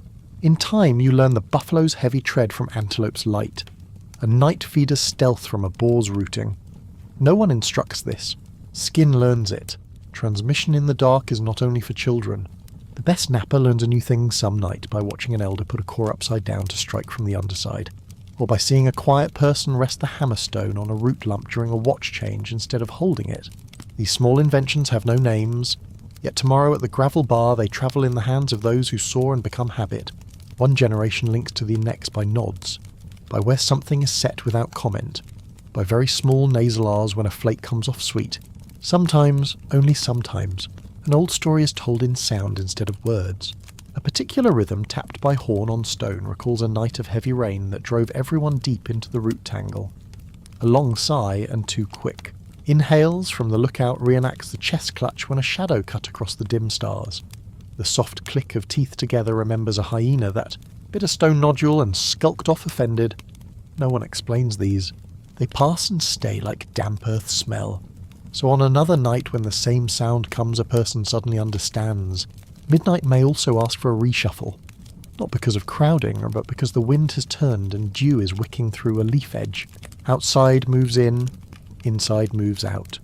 So that the wet chill does not sit on the same back for hours. Fairness here is not law, it is bodily ease. If one back is dry too long, another is cold too long. Both are bad, better to trade. Children sometimes surface between sleeps, eyes wide, no crying.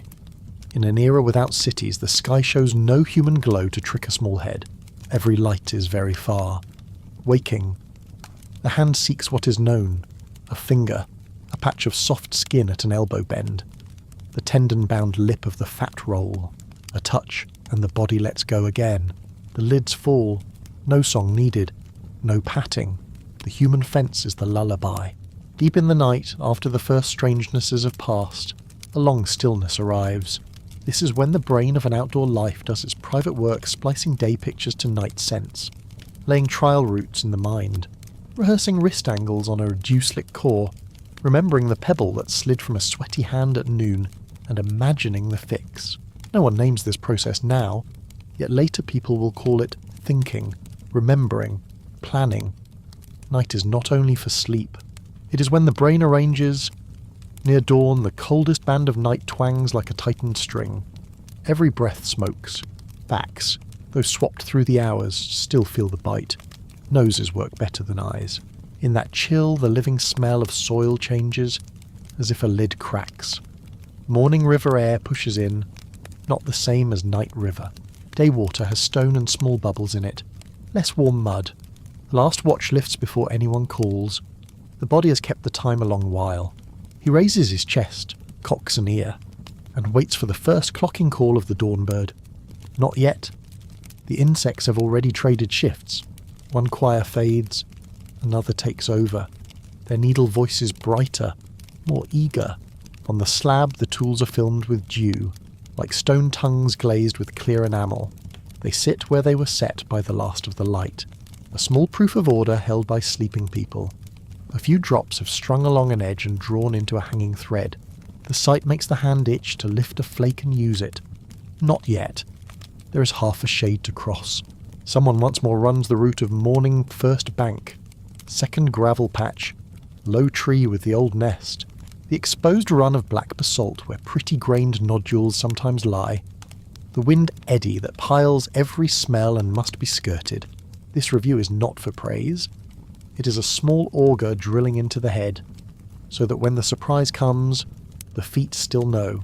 When the first bird speaks, thin and high like a needle pricking the cloth of night, the band breathes out together. No one springs up. The cold still holds, yet the grassland's waking is a cue you cannot mistake. From the reed fringe a waterbird botches a landing and throws pale spray. Farther out a vulture flaps on its roost, readying the morning circle. Those signals gather the day the way a curtain is drawn on an old stage. Before the eyes open all the way, a hand slides one last time across what it must reach: thin flake, thick flake, old nodule, hammerstone. Still here. The order holds. The small belly is warm. The wrist touch remains. The fat bundle lies tight in its sinew strap. Nothing fell out into the night. What was set at dusk now steps with you into day. The final watch change is a light tap on a young forearm. He nods and glides to the outer edge to look through the reeds. Light exhales like a sated animal and grows kind. No one says get up. A few bodies simply fold into sitting. Spines lace themselves back together in a few beats. Heads lift, ears lean. The old one braces a hand and rises slow and sure, knees quiet. The small child rubs its eyes and scratches at a forearm to find balance. The older spreads its fingers and lets the pebble drop. The tiny clack a greeting Nahabgini.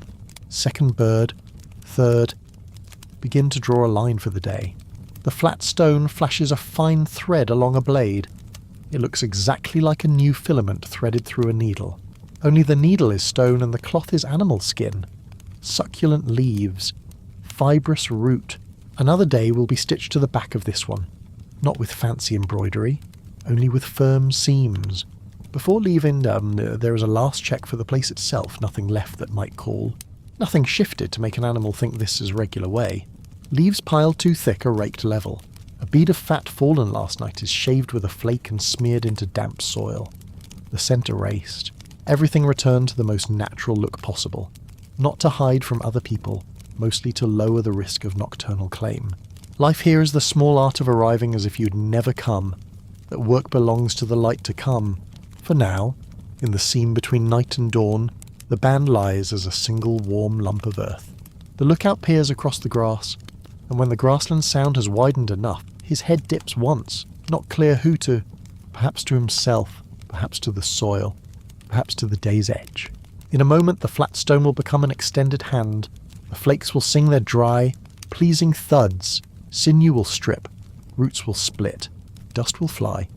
Before that there is one very long breath, a breath of recognition we have crossed a fireless night without losing a person, without losing a tool, without losing our calm. In a world where fangs and shadow once divided the shares, that alone is a kind of victory. When the last dewdrop slides off the stone edge and ticks on the slab, the day clicks opened. Dawn has barely paled the grass rim, yet the afternoon story still trails one loose end. Much in the night is a temporary knot, holding things in place until light arrives to unfasten in the right order. The knotting began at dusk, when the band chose to close into shelter. Before sunset, the lead always searches for two opposing conditions met at once, open in front, backed behind. A low rise webbed with roots, a flat rock at hip height, a low brush break that breaks wind without being thick enough to hide a cat. Such a place lets the eye go far while the back rests on familiar earth and stone. Those choices are made from many seasons of memory where the mud percolates into the night and chills to the bone, where dew falls too heavy and wets fat and sinew, where the moon strikes square and makes animal eyes flash like small coals. The guide only nods when a spot fits. No praise. A nod suffices. Levelling the sleeping floor takes no more than a few hundred heartbeats. Dry leaves are skimmed into a thin pad. Sharp root sprouts are snapped. Water-holding holes are filled with pebbles, twigs that would poke into the sleeping space are swept outward like comb teeth. The carry frame, if there is one, is stuck at the inner rim as a marker. Old core, hammerstone, thick flake. Thin flake are spread on the slab in the order the band is settled by habit. Seen from above, the layout looks like a strange character, point out. Body tucked in. Speaking draws attention. A meaningful arrangement needs only silence, tending the young threads through every task. The smaller child is laid in the warmer centre, belly in. The older helps pull leaves, learning the smell of damp leaf still good for bedding from the yeasty reek of rot to avoid. As the light pours away, the dried sinew strap for the fat bundle is braided in the half-dark, its end hitched to a root, its body passed over the food and the knot hidden under an adult torso. The tie is secure and loud if tugged, turning the bundle into a mute bell that rings only in the hand of the one who touches it. It sounds fussy, yet the very fuss repeated across generations is what makes safe nights. Pre-language swells richest as light thins. Many sentences have no sound, a fingertip pressed into soil to draw a curve of a riverbank, then wiped so no scent remains. A palm set on a hand back, pressed lightly left to mark a retreat. A whole hand slicing once through air to command silence. When sound is required and the chosen ones are dry and short, a tongue click to the palate, teeth tapped softly, a flake ticked once against the slab. Any longer chain risks inviting what should not be invited. In the failing light, a particular lesson runs. The deft hand chooses a fist-sized core and turns it so an old platform lies skew to the wrist. It tips, not strikes. So the child can see how light along the edge changes when the angle is right. The child does not know the words angle or plane, but it knows that the light skimming a face about to break goes thinner. With little sight and little light, light itself is a tool. When it is gone, the lesson switches to the wrist lift the hammerstone just to the point of fatigue, then let gravity fall. When the wrist begins to buzz, the lesson ends. Do not push the body through tired. Night will need strength. The band's inner timing makes a clock without hands. The old one always settles first, lies to break the wind, and tells the other bodies by his height that the natural wall will cover them. The strong young begin to circle the rim, fetching extra twigs to make a lumpy fringe that makes animal feet hesitate. A soft thorn line.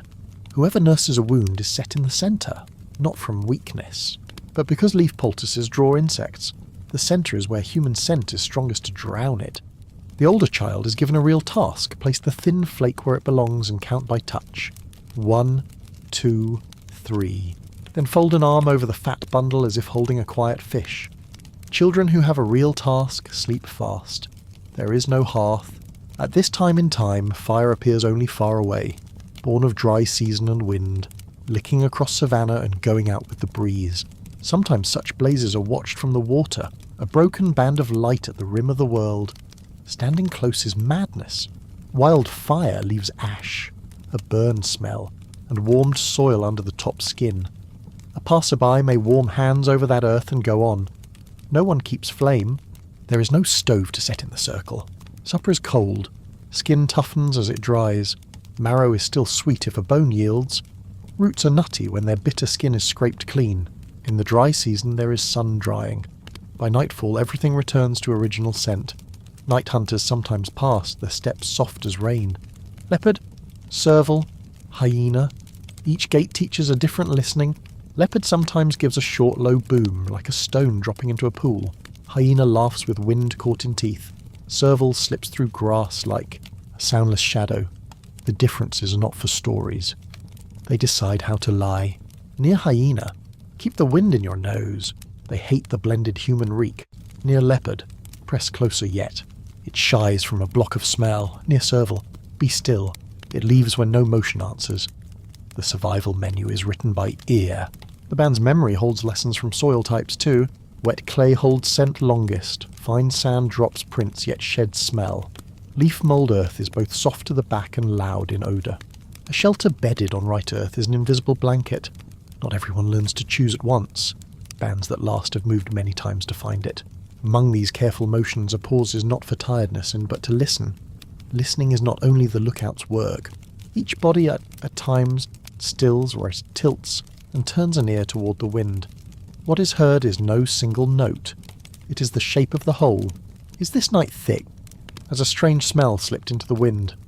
Do the insects stumble near the water's edge? Slicing the night this way is shared work. Anyone may listen. Everyone must. When all lie down, the tools are drawn close like new bones. Thin flake near the deftest hand for fine work. Thick flake for the strong wrist. Hammerstone under the elbow of the light sleeper. Broken core at the rim to throw or knock. That order is not changed by a night.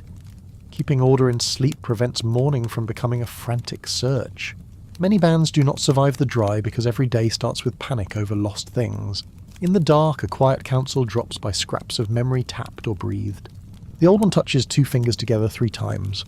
Recalling the sudden flood day when water rose to the knees, the good napper knocks 2 quick beats and 1 slow to say a new core is stubborn. The carrier sighs long and draws in very light, reminding everyone of the track to take at dawn. These sentences need no names. They only need to be heard. The night deepens and dew lowers every smell. Fat in the bundle goes stiffer. Sinew hardens, grass heads drip. Each time dew chills a nape, an arm folds round a child. Each time dew soaks a back, another back takes the wet. Bodies trade the cold. No one holds it all. No one is left with it all. In a world before walls or locks, the delicate order of bodies is the wall. Morning's door cracks from within before the sky changes. Eyes closed, ears know the night insects hand their shift to the morning ones. The first bird stitches a starter stitch into the cloth of sound. Water changes. Scent and drops the warm mud. The last watcher has already woken. Shoulder turned outward. Hand finding the thick flake and setting it ready. No need to use it yet. Only to know it sits right. Then day arrives as a clean smell. The band sits up without stirring the leaf mat. No one says, let's go. The last acts of the shelter must be done before leaving. Spread the leaves back to a natural thinness so animals do not mark it. Scrub away fat. Scent with a flake edge and smear into damp dirt. Shake dry leaves from hair so the group smell does not carry far. The art of arriving as if you had never come ends with a very small nod among people who have known each other a long time. The path to the gravel bar already lives in the feet. That root that bends. That soft patch. That grass edge smelling of termite. A short branch to water. The old nodule goes into the carry. The best flakes stay at hand. The hammerstone rides at the bottom like a heavy heart. Each person carries a piece of yesterday to trade for a piece of today. When the last heel lifts from the ring of sleep, the ground lightens as if an animal had slid out of a thicket. Nothing broken. Nothing crushed. The group scent unwinds into the cool. The night has been pulled tight and did not snap. Safety as collective sets its root deeper after an uneventful night. Because of that, the important thought returns the next night may differ. Before the light fills the space, the eye still catches one leftover picture of where you were. The blade edge on the slab catches a thin red hair of yesterday's sunset. The light already filed into the eye as a short memory. As that memory passes, the mouth of the earth breathes out the last warm of evening once more, though morning has come. That small image knots shut the afternoon's path a quiet shelter. Tools within reach, bodies stacked into a warm mass, and the sky lowering gently onto the stone's edge like a thin cloak. Sunset reddens the blade edge. The warm smell of earth cools. And the sky draws itself shut and the water below the riverbank stops throwing back its bronze. At the reed edge, Cold threads through leaf gaps like long fingers, strokes your skin and slips away, leaving a fine pelt of goose flesh. Overhead, points of light come on in small clusters, unhurried, quiet, as if someone were pinning glittering stones into black cloth. No fire is lit. In this hour of the world, fire appears only very far away, when dry grass flashes with hot wind, then vanishes as quickly as a sigh from the earth. Not this night. This night belongs to darkness, to breath, to the rhythm of watch. A soft exhale signals the last arrangements are done. The shelter was chosen when sunset was still a thin strip, your back to a root-ridged knoll, your face toward open ground. Antelope path on the left. Old mud edge on the right marked with hoofprints from other nights. Bodies settle into space like pebbles that fit the palm. The elder lies where wind meets first, back to earth to take the measure of cold for everyone. The scraped shin sleeper goes to the centre to keep insects off the wound. The small child's head is propped with a handful of brittle leaves, belly turned to warmth. Tools sit within reach but not scattered. Thin flake by the deftest hand, thick flake near the strongest elbow, hammerstone tucked under a slightly bent shin. Old core on the outer rim, ready for a short throw if something goes wrong. Words are replaced by small signs. One finger presses the back of another hand and nudges left, which means the retreat runs along the high reeds. Two very soft tooth taps mean the night is still, and sound carries far, so silence must be deeper than usual. A single click of flake on flat stone means watch is changing. The rustle of dry leaves is kept to a level that lets the ear stay used to night's background. Everything is pushed down under the surface of quiet, so any new ripple is felt by all. Once eyes are sated with dark, the lines of night show more by smell and feel than by shape. Reeds carry water, roots carry earth, skin carries salt, young grass out on the bar smells sweet. Old grass near the mud rim has a faint tang. None of it is as alarming as a lone strange scent that belongs to no circle of the day. The first watcher tilts his head and sets the outer ear to the wind.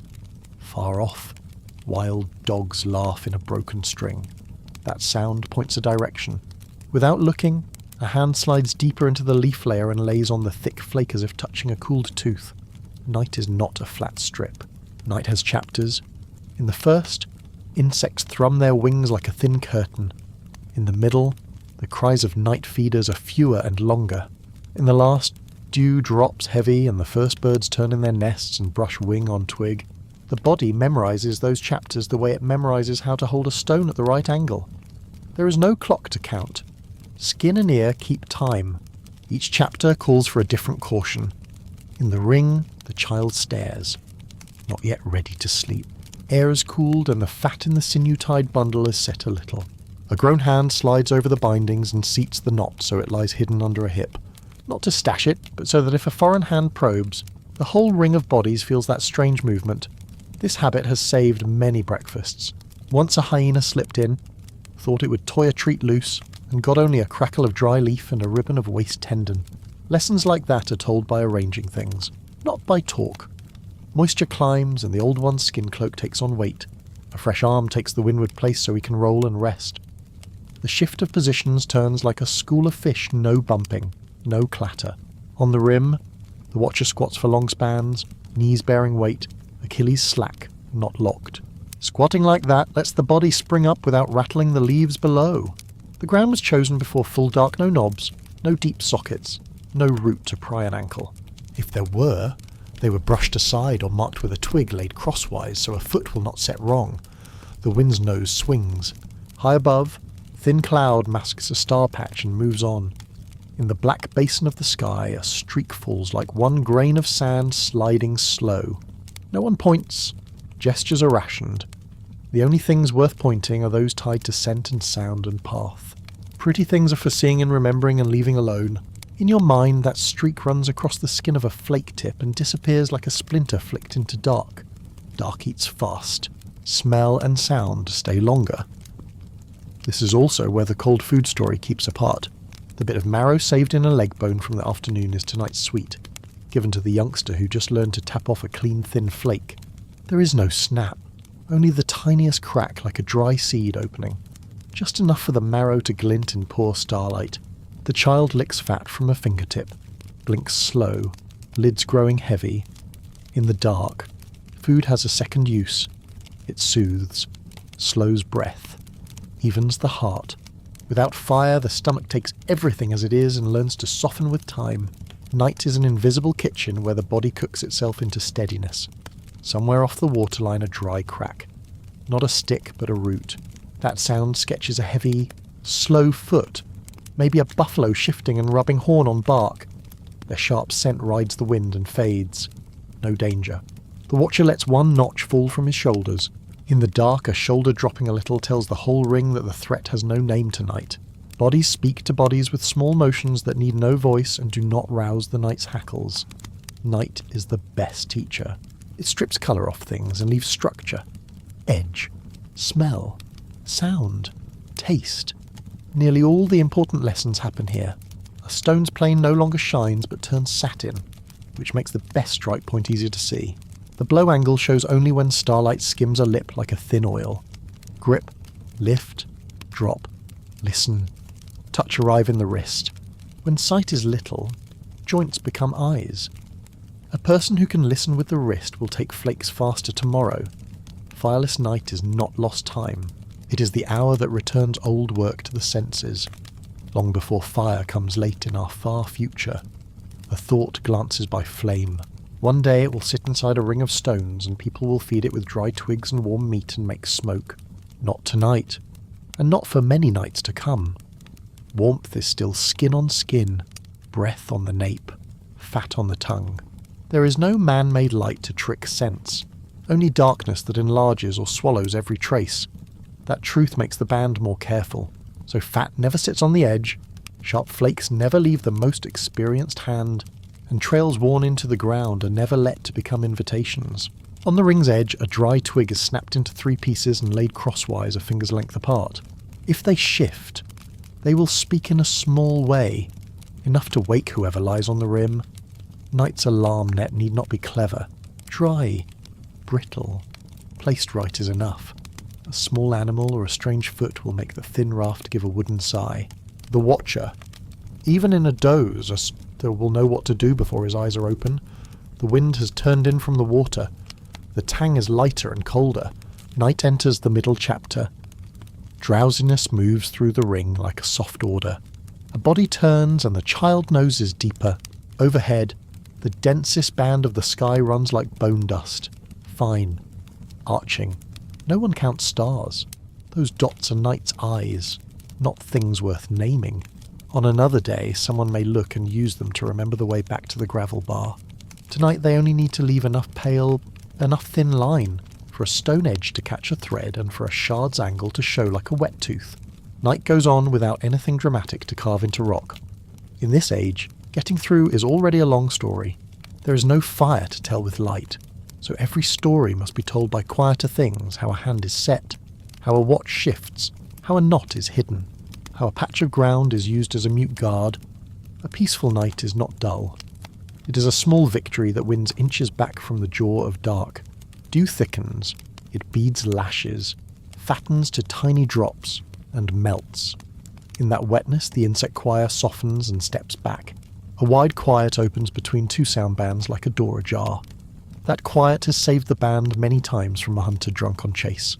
Night offers the ear a chance. People answer with silence and patience and habits that do not slip. At the edge of that quiet, the watch changes. A flake taps the flat stone once. Very light. The new watcher settles, spine long, neck bent just enough, eyes not into the black but off to one side, so the night can show its thin rims of light. The body knows that midnight is when shadows move slowest. It is also when the fur-up sound is easiest to hear. It is also when the souls feel best the shift from dry to damp under leaves. What is needed, night gives. What is better hidden, people hide. The first watch has passed like this. No fire, no long story for pleasure, no song. Only the stillness of a group, built from breath and smell, from habit and memory, from stone in the hands of those whose world never grants safety to one alone. You ease to a new posture so a hip bone does not rasp root. Back to the knoll, neck slightly slanted. Eyes not into the core of dark, but off a little, as if night will leave more lines when it glides past the corner of your sight. Mud smells stronger with the dew. Far on the bar, a hippo snorts a rough note. The water answers with a low tremor and is still. There is no fire to push them back, so distance remains law. Everything relies on distance. Smell, sound, and shadow have edges, and the band learns to stay outside those edges. Sleep comes in sets. Calf muscles slacken a little. The Achilles tightens again like a harp string plucked very soft. Broken sleep is something the body has long understood. Lids lower, yet ears stand and skin reads wind. In a nap as thin as a reed blade, a foreign rustle snaps sleep from your head at once. No panic. No need to make the heart pound so loud the whole ring hears. One slightly longer breath, and your fingers are already on the thick flake. At the reed fringe a low shape moves in compressed steps. The serval walks like mist. Its feet are light, but old grass always tells. No head lifts in the ring. One forearm slides in and nests the old core tight against the watcher's right calf. That spacing is the best for a throw low. Level. Clean. Enough to slap a sudden sound into the animal's nerve and turn it aside. This habit was learned across many nights. Once a forest cat slipped through and the lesson cost a child's startled cry. Since then, the old core never sits beyond 2 arm beats. A colder vein of wind pulls through. High above the star powder thins in cloud. When light thins, hearing thickens. In the earth hollow, termites tick wood like small rain, crisp and even. That sound is the ground note. It is always there, so anything off the ground note stands out. A hyena squeal, a laugh that breaks in two, throws from the tall grass. Those animals do not go alone. They talk in sound, and their sound always gets an answer. A few beats later, another chain, farther off, rises and dies. On a still night sound travels far. That lesson makes every hand close into a softer palm and drop any extra move. Wild dogs do not come to sniff. They come to carry. The only answer is to offer them no reason to gather. In the middle, the child lets out one dry cough, as small as a grain dropping. A hand finds the breastbone and rests there without rubbing, pinning that little sound to the ground. Night is an acoustic map, and each person is a small tack that keeps the map flat. On that steady ground, anything that comes will show its intent sooner. The elder tilts a shoulder to lift the skin cloak one knuckle higher and block wind from the child's belly. No words. Night dislikes words. Night favours small moves and well-timed stops. A faint flare blinks low on the horizon. Not human fire. In the dry season, grass burns by itself and walks a little way before the wind kills it in the dark. Tonight, it is as weak as the savannah's sigh. No one tracks it. All attention is held on the thick reeds. There a pair of eyes blinks twice, as lower than a grown knee. Jackal. It waits for what drops from the edge. If no edge offers, it does not stay. That is why the fat bundle tied in sinew always lies deep and the knot hides under a hip. Things that are fragrant and soft and pull at instinct must be kept at the ring's heart. Safety is the group, not an object. Long watching makes knees numb. Numbness is a patient traitor. It puts the leg to sleep before the ear. The watcher shifts weight to the soles and feels damp turn to cold. He sinks into a different squat angle and lets blood return to the toes. The spine will not allow long kinks. A long night breaks a body that does not change poses. This lesson is not given by mouth. It is given by pain. Last week the throwing arm froze when a stone was needed. Tonight the post has 2 stances that take turns the way 2 flakes take turns biting at a core. Out beyond, in another ring of space, other lives keep watch. An owl skims above the reed tops, wings wide to drink sound in, then lets out a tiny puff of air. At times the owl is an unconscious ally. Its wing beat shows where grass just moved. No one looks up and names it friend. Yet each time it passes, the ring can hear the shape of invisible paths it draws in the dark. Those paths plus wind plus sound sketch a map for living. Close to the water rim, a foam patch slides apart. Small fish chasing or a frog changing seats. Night uses such small signs to test people. If someone startles at foam, he will miss fur brushing in grass 10 paces off. No one wants to waste a startle. Each startle is a shred torn from tomorrow's strength. Saving strength is a strategy like saving food. Silence is a kind of eating that stores power. Near midnight the sky seems to lower a little. Moisture touches the nasal bones. In that band, the band's own scent grows stronger. Day sweat dried and now wets again. Thins, and lifts very faintly. The familiar smell puts nerves flat. Strength of smell is not alarm by itself. Alarm always pairs with strangeness. so the shelter is placed so wind will not blow the banned smell straight out across open ground. The knoll and wind's run work like a wall. In a world without walls, land is the wall, smell is the door, sound is the latch. A hand feels the core's face and the old wear like wrinkles. The core holds many days of story. Flakes that left it lie now at every hand, by thigh, by wrist, under a head. Each flake is a tooth of the group. No one keeps all the teeth. Each keeps one or two. When needed, the whole mouth bites at once. Shared like this, other animals cannot steal everything in a single rush. If running is forced, enough teeth remain to bite open a path. You catch another crack. Not dry wood, but a big nutshell crushed in teeth. Close. A young antelope eats seed in shadow. They are wary, but they do not keep watch as people do. Hoofed feet hear another way. Their noses are keen and ears long and still not enough on a wind-still night. The young always fumble weight shifts. That clumsy sound is a peace signal to people. If they are still eating in darkness, the large meat-eaters have not come to the bar. Such soft reasoning moves through the watcher's head without words. The body reads by signs, not sentences. At the splay of reeds the water blows strong, then slows, then evens. Hippos up to graze. They are heavy as stone and their shadows loom like low clouds.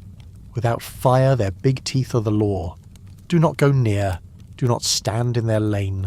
The shelter was set back into the knoll early for that reason. Night belongs to heavy things that walk to eat. People step back so there is a place to go tomorrow. A dry leaf under the watcher's heel speaks once, crisp and short. Enough to wake the elder. Without turning, he has set his hand to the thin flake at his ribs.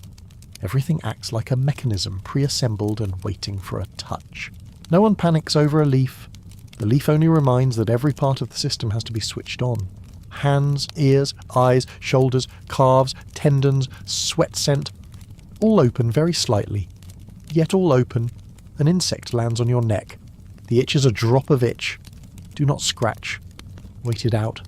Scratch, and skin changes smell, and wind carries that smell farther. Rules like this sound petty, yet they keep the night from inviting attention. In the dark, every act is a signal. Even breathing too hard is a waving flag. Learn to breathe light and drain air at the corner of the mouth. That is a skill. Those who live to be old breathe that way. Past midnight the sky opens more star. The flake edge in the watcher's hand catches a very thin shine. Not enough to see colour, but enough to see an angle. He lays the flake back in its place, turns the hand a half round, and lets his thumb rest on the core's dull side like a reminder. When the time comes, the flake will go this path, not that one. Teaching the hand a path is teaching life. Tomorrow, when the sun stands high, these moves will repeat, but night is when they sink into the wrist. A memory slides through. Yesterday on damp soil, those small parallel cuts on bone to free-dried tendon look like letters under sun. Tonight those letters lie somewhere near your feet, silent, yet still the storehouse. Tomorrow, when vultures circle another place, letters like that will go on speaking in sentences that need no voice. Who came first? Who came after? Which flake was sharp? Which nodule was tough? What angle makes a bone crack without shattering? Night keeps such script the way arms keep heat. Another gust rakes the reed faces and brings fur wet and newly turned soil. Leopards like to walk the rim, thread through like a blade sliding under skin. They prefer a height just right for a back leap. They hate surprises. The core at your foot is nudged a knuckle deeper.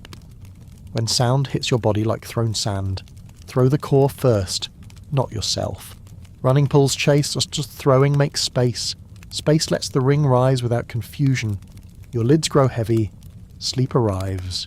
The next watcher has already slid into place, the spine straight, neck bent. A shoulder touches yours once and you drift back into night. Sleep comes like a warm pocket in a cold river. Sinking a little is good. Sinking deep is danger. The body keeps itself bobbing up in uneven cycles, as fish in low oxygen water learn to sip air at the right moment. No one calls this a technique. It is instinct refined by many near misses. You lie on your side, head on forearm, cheekbone pressing muscle until it stops hurting. The insects lay an even film again. The nose reads soil, wet, growing stronger. In this chapter, many nights, a herd head passes the bar fast without feeding, only to mark. If that happens, the watcher does not square off. He eases deeper, drops his head, shrinks his outline. In the world of scent and shape, size is sometimes a dare. Being smaller is a way to live. The ring is still one body with many breaths. Those breaths knit into a soft wall that no lone animal can cross easily. No one in the ring is the strongest. The strongest is the way they lie together and watch together and keep quiet together. In this hour of the world, safety is not a single bold life. It is a durable habit. Toward the end of midnight, there is a small plop as if someone dropped a pebble into a shallow pool. Not water, a dry fruit falls. No one changes pose. Only the watcher slides his gaze left and tilts his ear to cancel the background on the right. Turn your head and distant things step one notch closer. In that notch, a chain of soft feet flickers past and is gone. No stopping, no staring. A band of young antelope changing fields. Done. No danger. You open your eyes again. The sky is still black, but smoother. It feels as if a very thin light is seeping from a place not yet seen. On a branch, a bird beats a tiny wing as if turning in sleep. That is the mark of the night's last chapter. The watcher taps the flake once on the stone, very lightly. The change is near. Everything says the night has crested and begun to glide down. The first wing brushes above the reed tops, fine as a needle into cloth. Another answers farther off. A third chitters from the water's rim. The night does not tear, it thins, as if someone blew across a layer of smoke. On damp soil, bodies begin to stir. There is no call, no command. The shelter ring turns over like one creature with many eyes and hands. Before sitting all the way up, your neck turns slowly to test the last pockets of dark in the reeds. Night's tang has slid back. Jackals have eased away. The young antelope that changed to field are gone. A long breath goes through your nose and your chest opens. A rib gives a tiny click. Time to shift. Heels feel for ground first. Avoid slick. Choose soft to set. Thigh lifts and your back stays straight so hide en route does not scrape. The half-sit, half-kneel brings blood back to the calves without springing the whole body. When your head rises past the low grass line, your eyes climb to the reed rim. Night blue waters out into green. The last stars hang like salt unmelted in a bowl. Stone first, then people.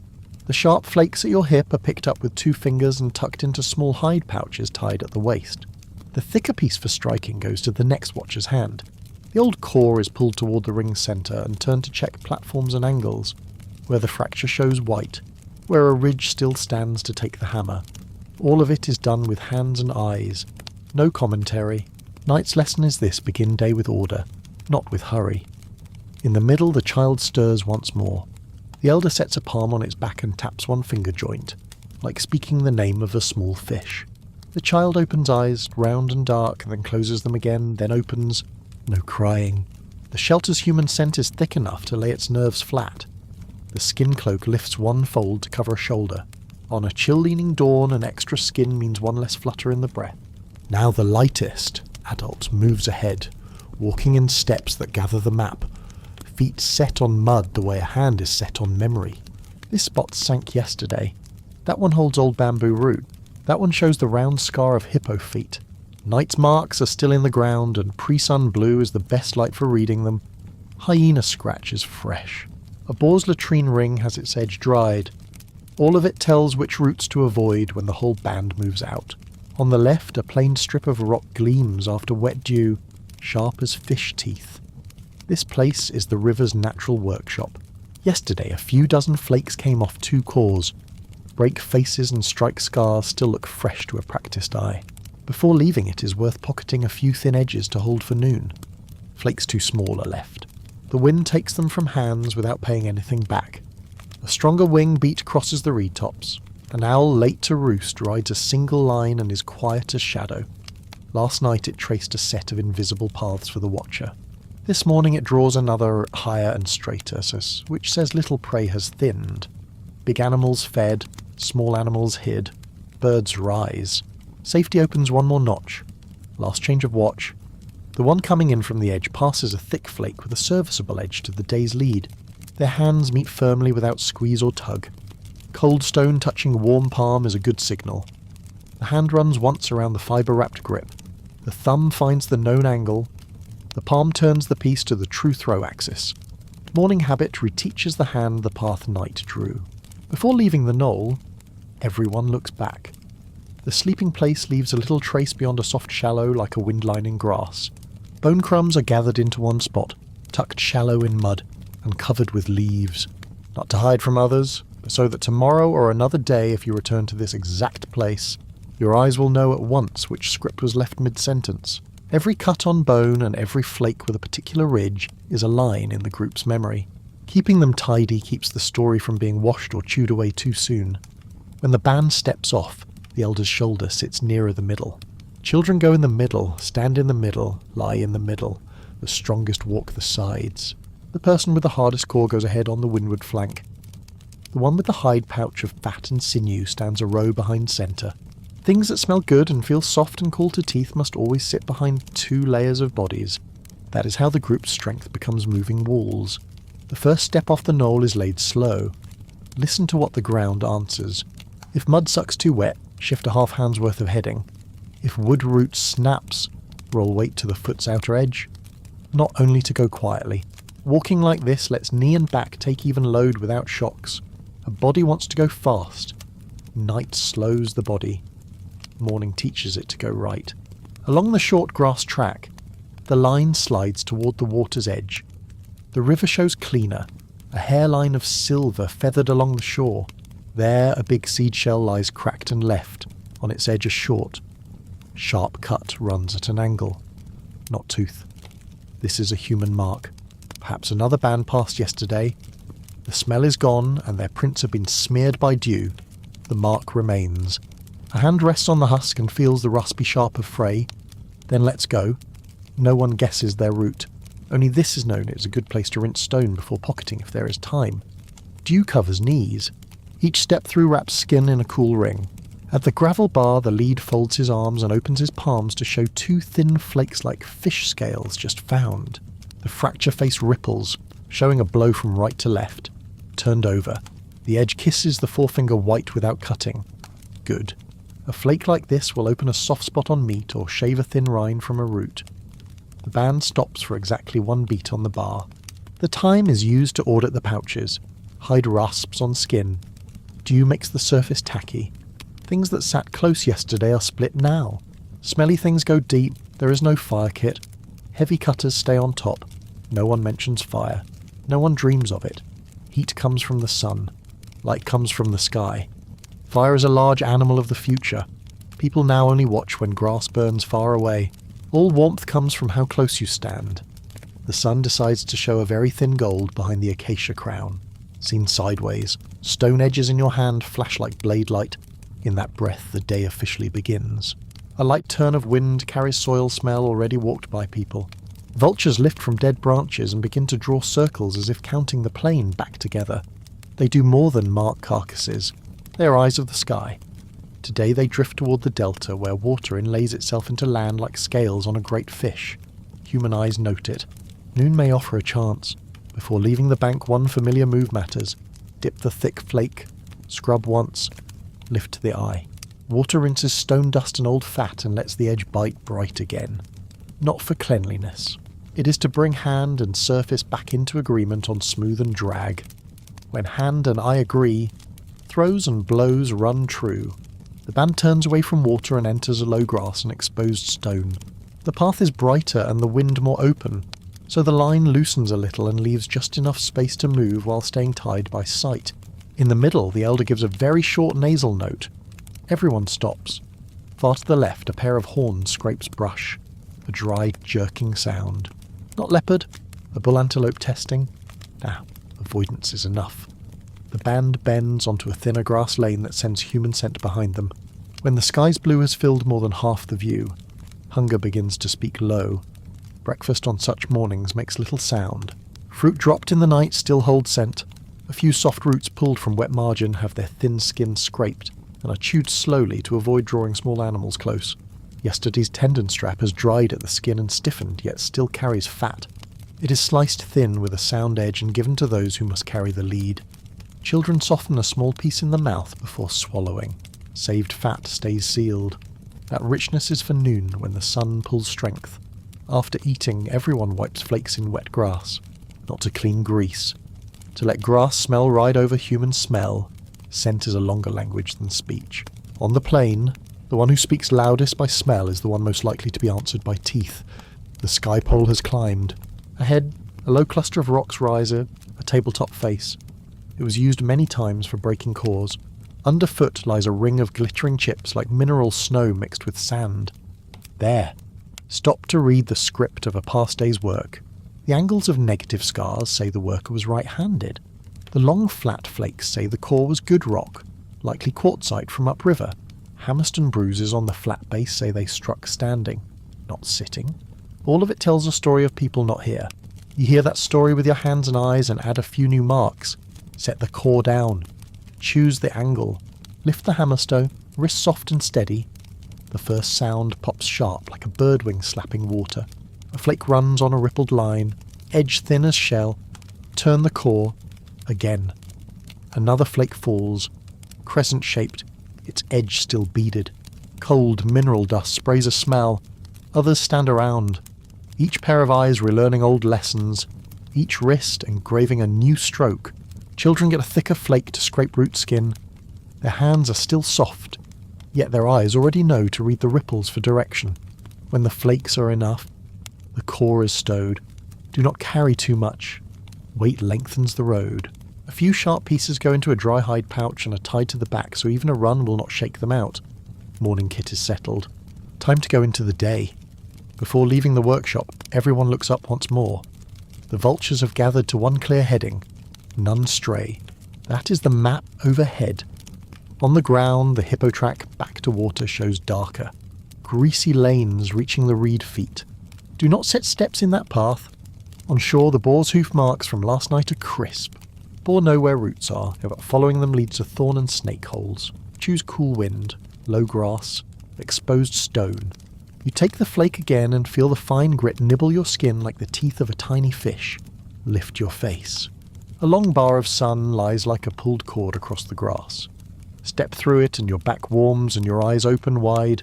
The low veil ahead thins like smoke. Night has passed without fire. The watch has passed without shouts. Safety did not come from a hero. It came from how people placed themselves together. Few words, many eyes. Hands always on stone. Scent always kept within the ring. Day stands ahead, the gravel bar behind, the river beside. The savannah opens like a broad back.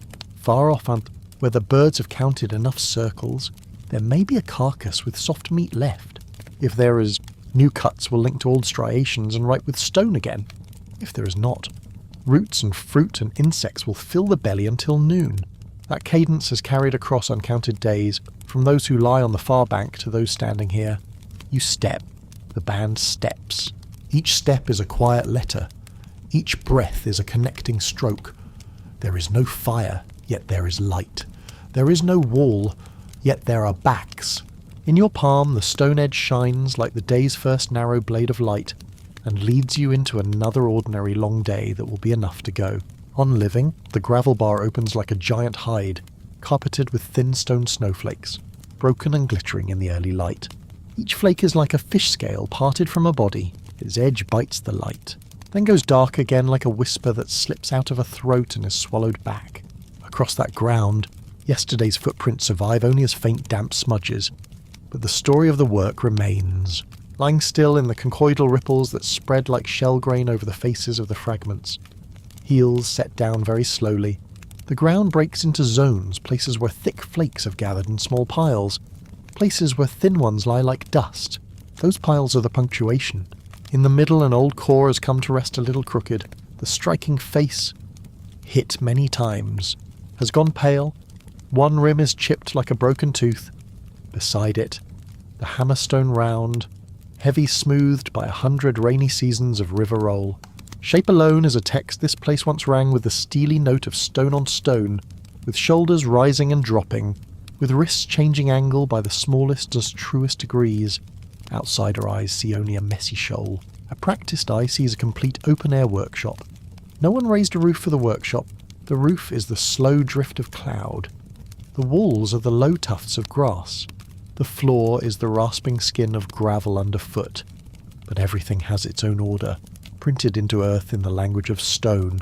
At the edge there is an entrance where short grass has been pressed again and again. In the centre, an open patch large enough to stand square. Knees slightly parted, body axis parallel to the river.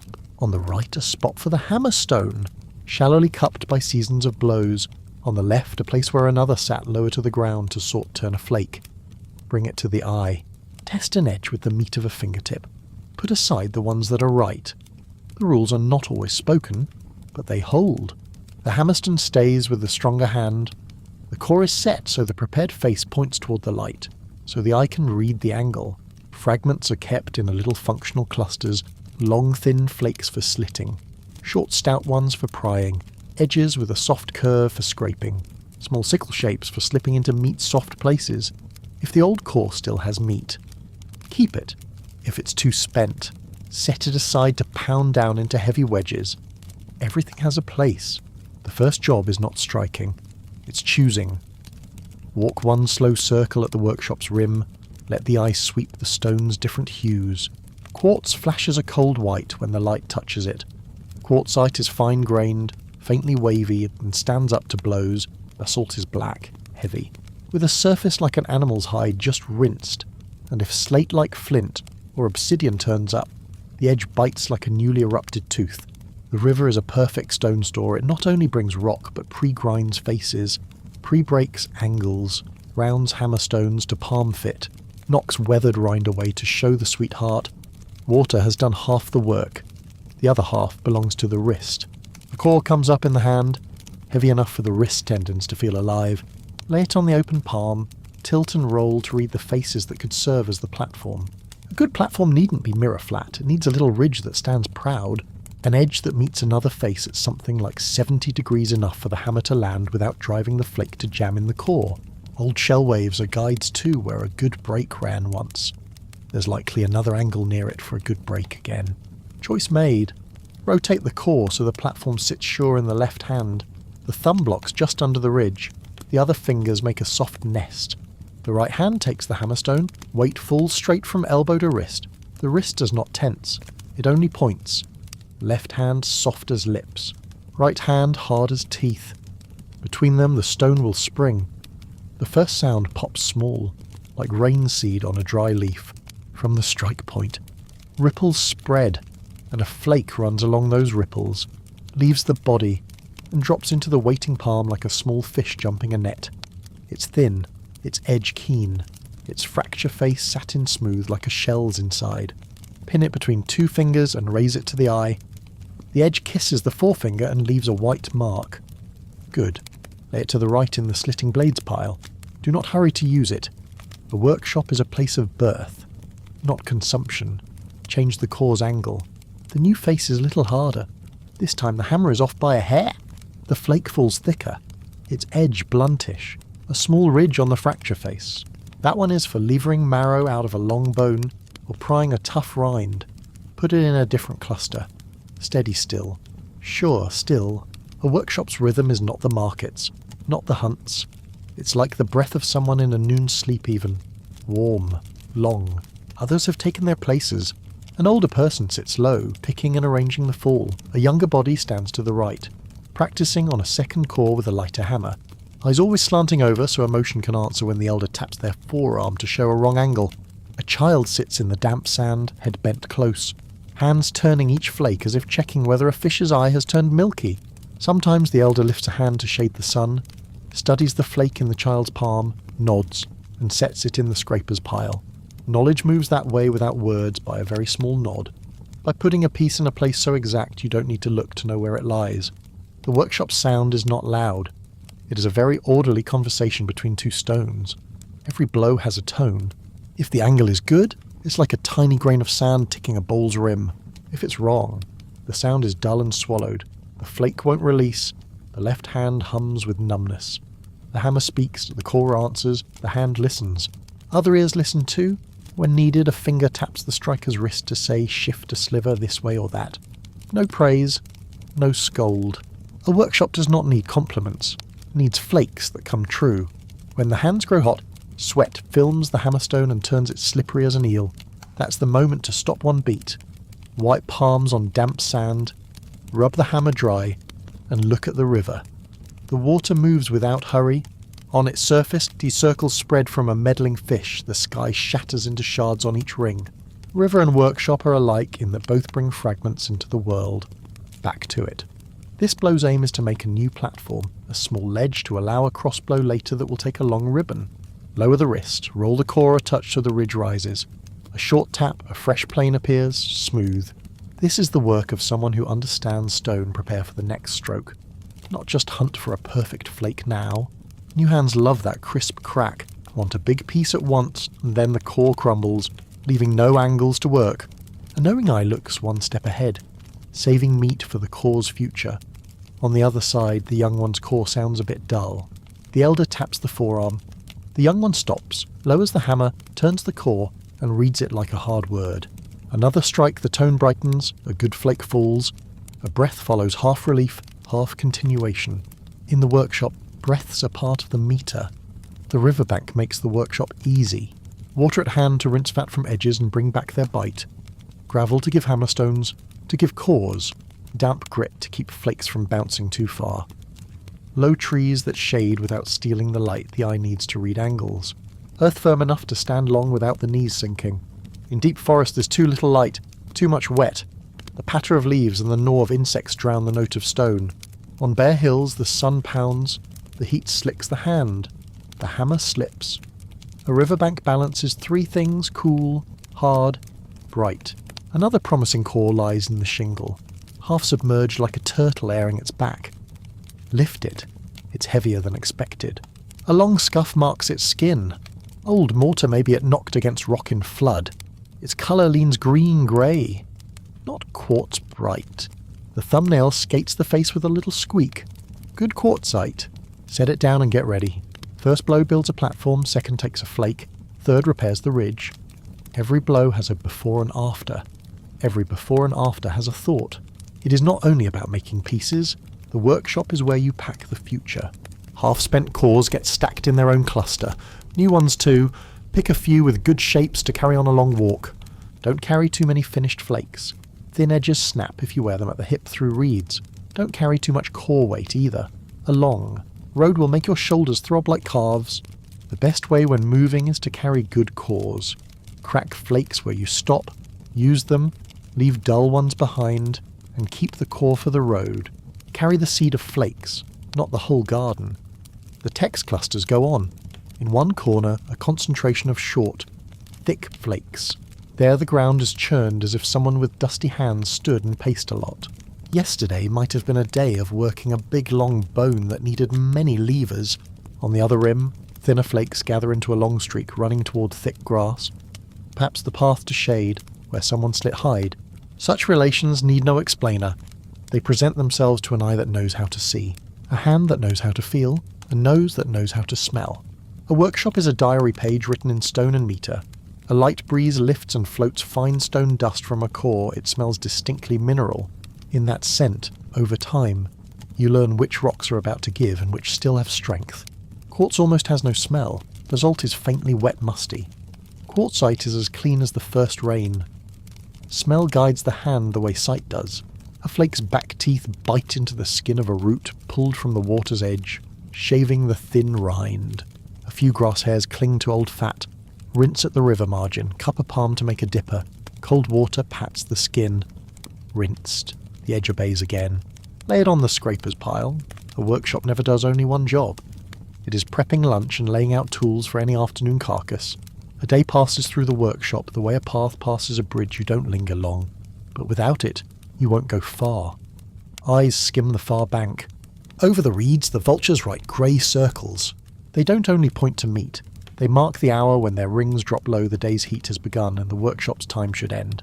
Before leaving, the elder gathers the best flakes into a hide pouch, ties it with dry sinew, sets it at the back so running won't bruise the hip. Chosen cores to carry are roped separately. With a knot, the hand can open fast without looking. Some things are left, not the duds. A few good ones stay on purpose, tucked under a thin, flat stone. The reason is simple another day. If this is the way, if your hands are empty, if your cores are spent, there will be a knife to use. Such caches are scattered along the routes the band takes. like droplets held for a throat. No twig or shell marks them. The sign is memory how a stone sits at a corner an eye has learned. Some caches will never be opened again. That's fine. They are text for another day to read. Before stepping out of the workshop, roll a fresh flake in the wrist so the edge bites the light. The light answers with a thin line. That sensation runs through the skin like a reminder today. If the vultures have read true. If hippos aren't holding the bank, if jackals haven't beaten you to it, these edges will write new lines into bone. If not, they will shave roots, strip bark, open fruit. Either way, the workshop has done its part, giving you enough bright edges. A pause. The ear listens, not to stone now, but to the gravel bar speaking sand ticking from flake to flake, water kissing the bank, wind combing the reeds. In that listening, there is the feeling of days repeating, seasons repeating, lives repeating, standing here, rolling cores, listening for the hammer's note. Not weariness, calm hands given work to do, eyes given something to look at, bellies given something to wait for, the band given something to carry. Shoulders tight, pouches sure. You rise and wipe a line across your brow with the back of your hand. Drag it down the nose, clearing the fine dust. The smell of stone remains, of water too. Step to the edge, glance back a little. Look at the gravel bar the way a person looks at a pond after it's rippled. No clinging, only a gesture like a greeting call, then go. Underfoot the stone snowflakes still glint, each flake left behind like a quiet letter in the long sentence of the day. On your back the core rides like a pleasant weight. Ahead the path runs toward the lowering grey circle of birds. The workshop has released you toward a possible noon meal, and if noon fails, evening will still have roots, fruit, insects, and stories to tell a future fire you don't yet know. But today, like all days, you leave the gravel bar with the simplest feeling what lay underfoot was a shop floor, and what rides in your hands is the speech of stone. From above, if a vulture were circling slowly just now and bothered to look close, the bar would seem a drumhead flecked with silver. Drop a little lower, and with eyes like a human trailing sign, it could read a whole chain of dried moves on the ground. Every scatter of flakes is a brushstroke, every half-spent core a shorthand. The whole picture is a labour story set in the order the hands wrote without thinking. The story's first line begins at the bar's edge, where heavy hammerstones are set on two low props. Pale round smudges on those props show they have caught hundreds of set-downs and lift-ups. Beside them, a few fresh cores just dragged from the waterline still wet, dusted with fine sand. Those who know will not strike wet cores.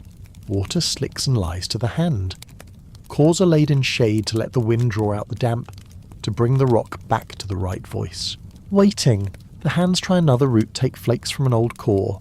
A gentle blow close to the rim, right on the ridge, and the stone potters dry like millet falling into a woven basket. In the centre the flakes lie thickest. This is where hands worked longest. Striking points stack over one another, visible as pale specks on the core calluses in stone. Sometimes the bulb of percussion shows plainly on the just fallen flake. A small round swelling. The bulb points toward the hammer. Read the bulb and you know which way the flake travelled. You know where the hand sat and how the core was counted. A learner only needs to hold a flake. Touch that face, and the wrist can imagine the angle the morning required. Some big cores refuse to listen. Their skin is slick as fish, no ready ridge. Then you can change the method. Drag a larger anvil stone over, set the core on it, hold with both hands, and strike so the core breaks by being pinched between hammer and anvil. Later people will call this bipolar percussion. Here it is simply a trick for cores too round or too small. The traces are left on the anvil as faint scratches like fingernail marks. The sound differs from freehand blows lower, heavier, like ripe fruit dropping on damp ground. By noon a full family of flakes has appeared, some thin as leaves and sharp but chip-prone, some thick as kernels. Tough, biting hard stuff without snapping. Some edges curve soft for scraping hide, some run straight for slitting, some hook like a cat's claw to slip into tight seams. Sometimes a tiny tooth is missing along a margin. Those little nicks answer the question this edge has touched bone or grit. People later, with lamps and lenses, will call it useware. Today it simply tells you which to bag at once and which to leave ready for scraping roots or shredding bark on sight. Not every piece is perfect. In the discard pile are ugly breaks, pebbly fracture faces. crumbed rims like old fish scales. Others are too short, too thick, good for nothing clear. Instead of tossing them anywhere, they're stacked to block wind, to weight a hide's corner on rock, or to pad a pouch's corner. In a workshop, even what won't cut can wedge. The crucial thing is not to plant a foot on a live edge. Toes are leather tough, but they lose to a fresh blade. Another small group sets cores where the gravel runs white. Their younger body is training. No one teaches with talk. The elder sits behind, hands on hands, angling the wrist like angling a water dipper. Sometimes a flake pops too thick. The elder lifts it to the face and touches the edge to the lip. Skin of the mouth tells the truth best. The elder returns the flake. The child presses lips thin, squints a little, and finds the fault. The strike point drifted just a bit, just that turns a keen blade dull. The lesson ends with a small act. The elder's palm rests at the child's nape, holds one beat, then lifts. That touch keeps the nape warm as a noon without sun. When there are enough pieces and someone separates sets, a set to carry far, a set to use here, a set to hide. The carry set is smaller and tougher. Leaves line the hide pouch so edges won't bump and chip each other. Sinew ties that pull without squeak, because one day you may have to touch flesh without calling the bush. The use here set is larger, laid on a flat slab and spread like a little tray. When a root needs scraping, a hide needs slitting, a rind needs prying, a hand only reaches to the practiced spot. The hidden set is few and chosen hard. Each flake a promise to tomorrow. They slide under a thin prop stone and grass is dragged over. No sign, only the road's memory and the foot's habit. Sometimes the workshop holds bone as well as stone. An old shaft gnawed by hyena teeth is brought over, rinsed at the edge, set on an anvil. Not for meat, but for marrow. A weighty flake strikes the shaft, a dry crack like a ripe pod. Fat smell breaks out. Up. Fresh marrow is the day's richest thing when food is thin. Every finger dips the groove and touches lip. The child gets the first, the elder, what remains. Right there, some flakes pick up grease, their edges slip. Swap a new piece in, rinse the old, lay it to dry. A faint fat shadow will cling long. It is one of the workshop's easiest letters for later eyes. Hands can tell the day's meat was scarce. Beside the hammerstone, a small heap of thin, uniformly curved scrapers says roots have been dug at the margin. Thick bark pried back, and days have passed with vultures circling high and wide yet refusing to drop. The workshop works even when lunch is insects, fruit, roots. Sweat on the wrist tastes just as salty as days with meat. Only the smell changes, not rich, not buttery. Only damp earth and the slight astringency of juice drying on an edge. Read the overlaps of fallen flakes and you can guess how long the shop lived that day. If pieces are sparse, cores still mostly whole, hammerstone face unbruised, it was a quick stop. If flakes lie like a layer of dry leaves, cores whittled near to stubs, hammer edges nicked. It was a long span, two bright halves of the day may be joined. Sometimes the workshop is just one part of a longer day, the band hiding under bamboo shade, hands still tapping stone, working and listening to water. The sign of such days is clusters stacked too neatly as if the hands wanted order to cool the head. The stones speak of people as well. In one north side cluster the flakes are big, thick, few. The sure tone of fracture says the striker was strong, changed angles rarely. Favoured durable pieces, another. The shell ripples are fine. Bulbs are small, edges even. The hand was careful. Liked thin, precise cut. Same bark, two ways, same day, two tempos.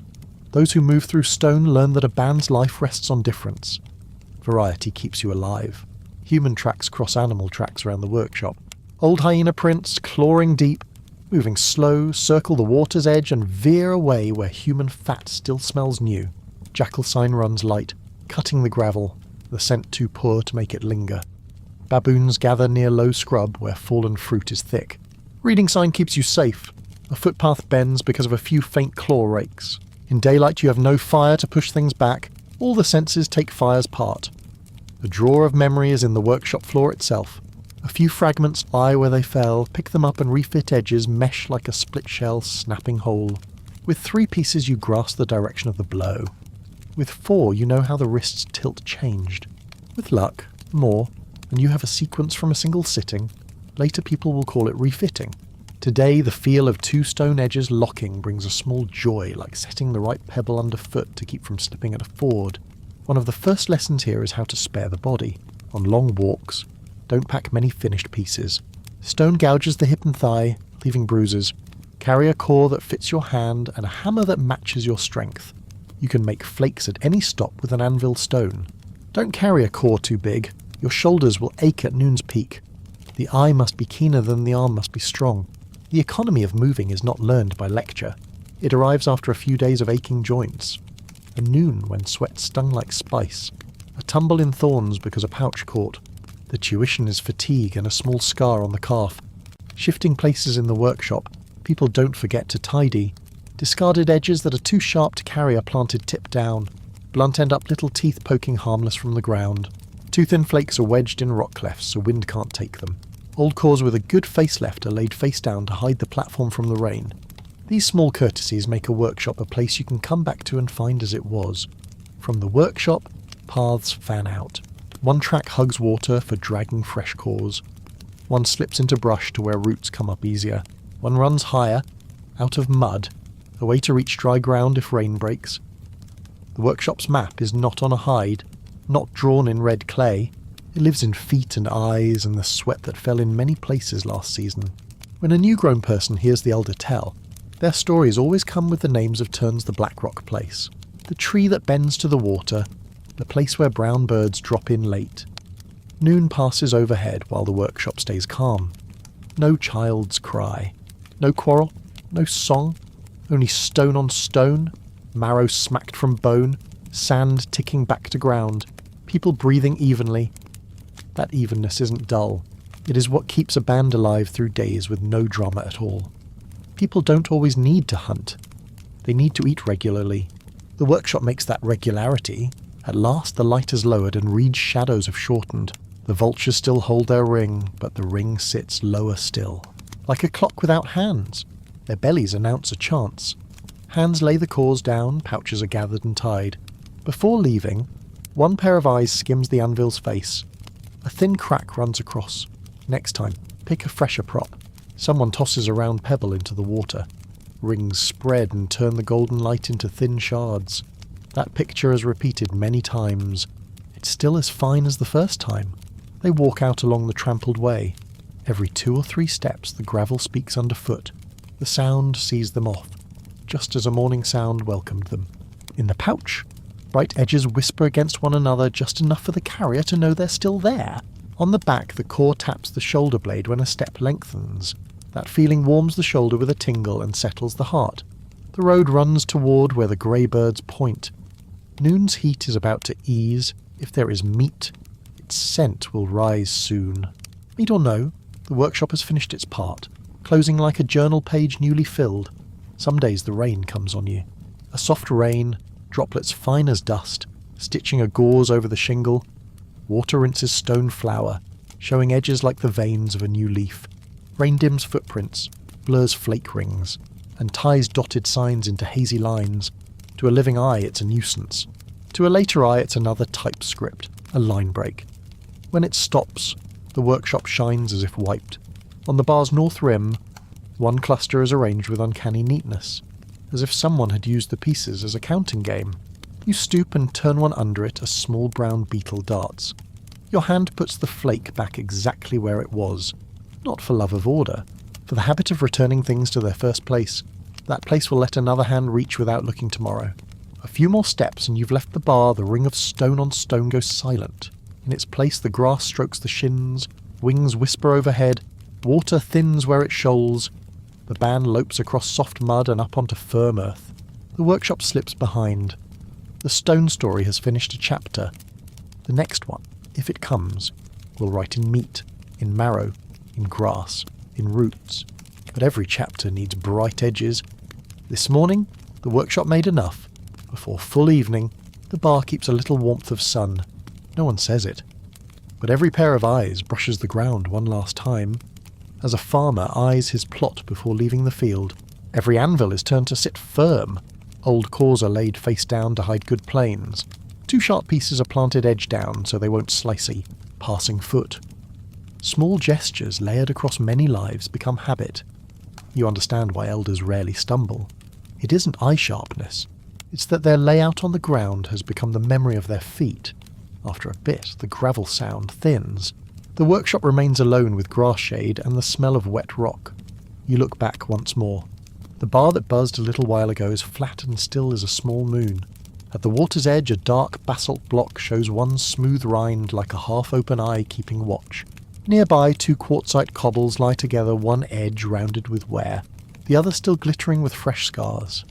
It isn't sad. It is simply a door closing after a day's work. The way back is always shorter than the way out. Not because distance changes, but because the belly holds a promise. At a shallow channel, waterbird tracks cross human prints. A few old wildcat marks are already fading. The wind carries cut grass scent. Your hand finds the pouch and feels the swell of a thick flake chosen to keep. The sense of that edge through hide steadies a fidgeting finger. Supper may be roots and insects only, or there may be the soft part of a cooled carcass. Either way, the new blades are ready. Sometimes a band's faith in tomorrow is nothing more than a bundle of flakes lying where they should. Back at the day's rest, the workshop doesn't leave your head. An adult sets the pouch down, slips the sinew, fans the pieces into slanting light. The low sun makes edges shine like fish knives. Curved scrapers go near the roots, straight cutters near the hide, thick wedges beside the bones. One flake with dried fat goes to a puddle to rinse so it won't pull flies at night. The children sit close, hugging their knees, watching as if it were a rite everyone knows yet still wants to see. You beckon one over, set a flake with a fine bulb of percussion in its palm, point to the smooth fruit skin sheen. It strokes it, then looks up, lips pressed in a small line or as if it had tasted a familiar flavour. When the meal begins, the workshop comes to table like an unseen guest. A thick flake cracks a long bone. The dry note makes everyone pause one beat. Marrow jumps out, shiny and soft strings itself to fingertips like honey. One end goes to the elder, the rest is split for the children. Fat spreads the tongue, warms the palate, softens the eye. A few roots are scraped clean with a curved edge, less grit, less astringency. The same move, but at the meal it becomes a kind of kindness. You see that sometimes technique isn't only survival, it is tenderness toward the mouths you love. After, the sky only just leans dim when a late bird calls. No fire is lit. In this slice of time, big light belongs to grassland burns. To lightning things humans only watch from far, little light is safer. The band uses the sky. One flake with a small nick has its edge repaired with 2 light taps. The margin lies flat again. Another is rim crumbled like fish scale, is retired to wedge a hide's edge. It's perfect for that. Everything takes turns at function, as the hands take turns at watch through night. The day's lesson is clear: carry enough, make enough, keep enough. The children are asleep now. Adults' hands still move, but stone on stone has thinned. There is time to review. In the afternoon, one core wouldn't listen. Instead of pounding on, you set it down and picked up another so the temper didn't tilt the wrist. The right stop is the hardest skill. It asks for slow ribs, long looking, and a memory for the times you struck in haste. You think of the hand that lay on a child's nape at noon. That touch corrected an angle of seeing. The best lessons don't need names. Beyond the reeds, a serval flows like water. No one is afraid, but everyone remembers. Tonight the flakes lie near the hand, not to fight, to keep you from tripping when you rise. Safety now is arranging exits. The best pieces never sit on the sleeping edge.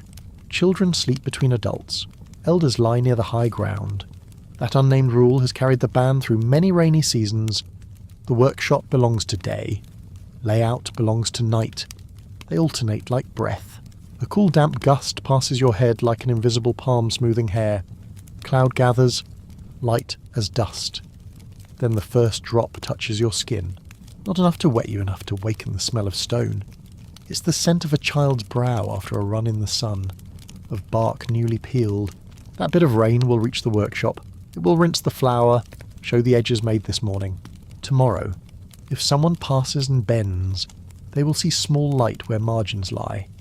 Rain is a wiping hand and a pointing eye. Lie down and you hear your heart in 2 places.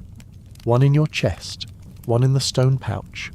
The pouch's sound is one outsiders don't hear. It isn't really sound. It's the knowing that a bundle of edges is waiting for tomorrow. That knowing lulls better than water. Dreaming of the workshop isn't bad. Dream you set the right prop. Dream the flake breaks with a fine bulb. Dream the tiny tooth notch appears like a signature on the edge. Wake, and if you remember, you will make the wrist a little less talkative. In clear weather seasons, you'll walk back to the workshop by the usual way. Night prints will have faded. Night animals will have crossed your route. When you arrive, the pieces greet you like children running to the gate. What you laid yesterday lies where you left it. Rain has rinsed the powder and brought the rims into view. You sit in your old spot, your hand finds the old hammer. The first sound of the day is always different. It is a greeting. No one answers, but everyone knows something has been said. There will be other seasons when herds go far and the workshop becomes a shelter against a long, thin hunger. Then thin flakes will be more, roots more, and even insect mouthparts will be something worth naming. The water will rise and drown the shingle. The workshop will move higher. White stone will grow scarce. Basalt will grow common. Edges will chip in. New ways, each move folds another crease into the feat's map. You will grow old along the anvil's cracks. Hammerstones will break so many times that the last stub barely wedges a hide. Sometimes another band puts feet in your workshop. Stranger's sign feels different, weight carried a different way. At times the prints lie beside the cluster where you cached pieces. Then you will read something beyond technique. Goodwill. They left a better flake for the one you left. A way of greeting in stone. Faces unseen, edges enough to know the hand is skilled. The seasoned will smile inside. Such silent conversations aren't rare. Before writing, like stone writes faster than mouths. One day someone in the band will lie down longer than usual. The workshop will go on, but the stone's voice will change. Each blow will slow a beat. Each flake laid on the slab will be quieter. You will pick the finest piece not because it cuts best, but because it was split on a morning when hands did not shake. That one will go in the sleeping person's pouch, a sliver of everyday speech. Then the workshop will murmur again as if the night had brought nothing. It is that continuation that is the hardest part of living. Sometimes it isn't a person, it's the camp you must abandon. Floods come, the bank slumps, a tree snaps. The workshop does not walk alone. It goes with the foot's familiar line, with the children, with the elder's scar. Loyal heavy hammerstones are carried. Cores with good faces go in the pouch. Hidden flakes remain hidden. At the new place, everything is set as before. The lichen's colour on the anvil is all that changes. In this way, the day's rhythm doesn't break. Carrying the old along while leaving the old behind is how people last. On a rare noon, a thumb of volcanic glass glints at the edge of black sand, sharper than anything you've touched, but rare, chip-prone, hard to find again. You slice a line in bark. The cut is as clean as rain on a leaf. Everyone comes to see. Then they all nod. The glass is wrapped carefully and hidden where only two know. Not from meanness, because a thing only shines when used at the right time. Such choices about strange stone or scarce food are a different part of technique restraint. At evening's chill, brushing the calves, a visitor arrives at the workshop. A small bird lands on the anvil, he cocks its head, pecks the bulb of percussion as if pecking a seed. The taps are as light as first rain. It finds nothing to eat but leaves a faint mark like a pen stroke. You notice every creature that passes leaves its own trace beak, claw, lizard tail. The workshop is a ground that records. Not everyone reads it. Everything that writes it is patient. Years will flow. Wind will bury old flakes with new shingle. Water will push the bar back, forest will heal the gap. But any morning, if another human hand bends and touches a thin flake under sand, the story will open. They will refit a few. See the bulb small as a millet grain. See the fat stain at the rim. See rain's lines tying clusters into a sentence. They will understand that ordinary days happened here slow enough, even enough, clever enough not to call attention. And then, as you do now, they will look toward water and picture a band walking away from a workshop in slant light. Now, as the sky darkens blue, insects thicken and the first star pricks, the workshop is no longer in view. It lives in the hands, the pouch, the small ache of the back, the wrist comfortably warm. A day has been written, in stone. That journal page has no letters, but it has order and beat, and its underlines are made by tiny nicks along an edge. You fold the page with a long breath. That night real rain comes, not heavy, Not wild, just enough to drop the sand, wash the dust, lift the edges brighter. Water gathers in little runnels and passes where you set the cores, where you spread the flakes, where you planted edges to keep feet safe. Over the bar, each pebble looks as if a gentle hand had wiped it. Tomorrow, when the sun climbs, the new blades will gleam again like a faint metallic thread in the air. The tool's cycle will begin again. You have walked a day far from your own era. Morning put river damp on your skin. Midday had a vulture's ring leading you to cooled meat. Afternoon held a hand on a child's nape correcting a grip on the stone. Night had no fire, only moon eye and the even breath of bodies lying close.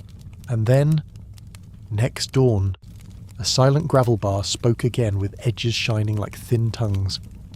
None of this has a living teller, only fine cut marks on bone, small bulbs of percussion like millet seeds, fragments lying where they should like letters on a page revealed after rain. They say that a small band under 20 walked the water's loop. They ate cold, dried in sun, shared fat marrow, and wisely kept far from the big beasts. They did not command fire. If there was red at night, it was distant grass burn. But they did something no less crucial. They broke a pebble into many voices. Close your eyes and you may still hear the dry. Short tap of hammer on core. After that sound comes a thin flake, a task that becomes simpler. Less grit in a loved mouth. A child who cries a little less. Such skills are plain and stubborn, and enough to open the long run of our kind. From these sharp edges the later days can flow. In time there will be fire, ochre, bone flutes. At the starting line there was only water, stone, cold meat, and patience. If your chest still jumps to the cadence of the far walk, let it slow. Inhale as if drawing the smell of damp gravel into the lungs. Exhale as if setting a finished flake down. Repeat a few times. Movements in memory should be set down the same way. One prop back to its place. One unwilling core left for another day. One late bird note hung overhead just to remember, not to interpret. Tomorrow you may forget the species names, the dates. That's fine. What won't leave you is the sense that safety comes from many bodies lying near. The sense of working slow and sure so a little band can pass a night.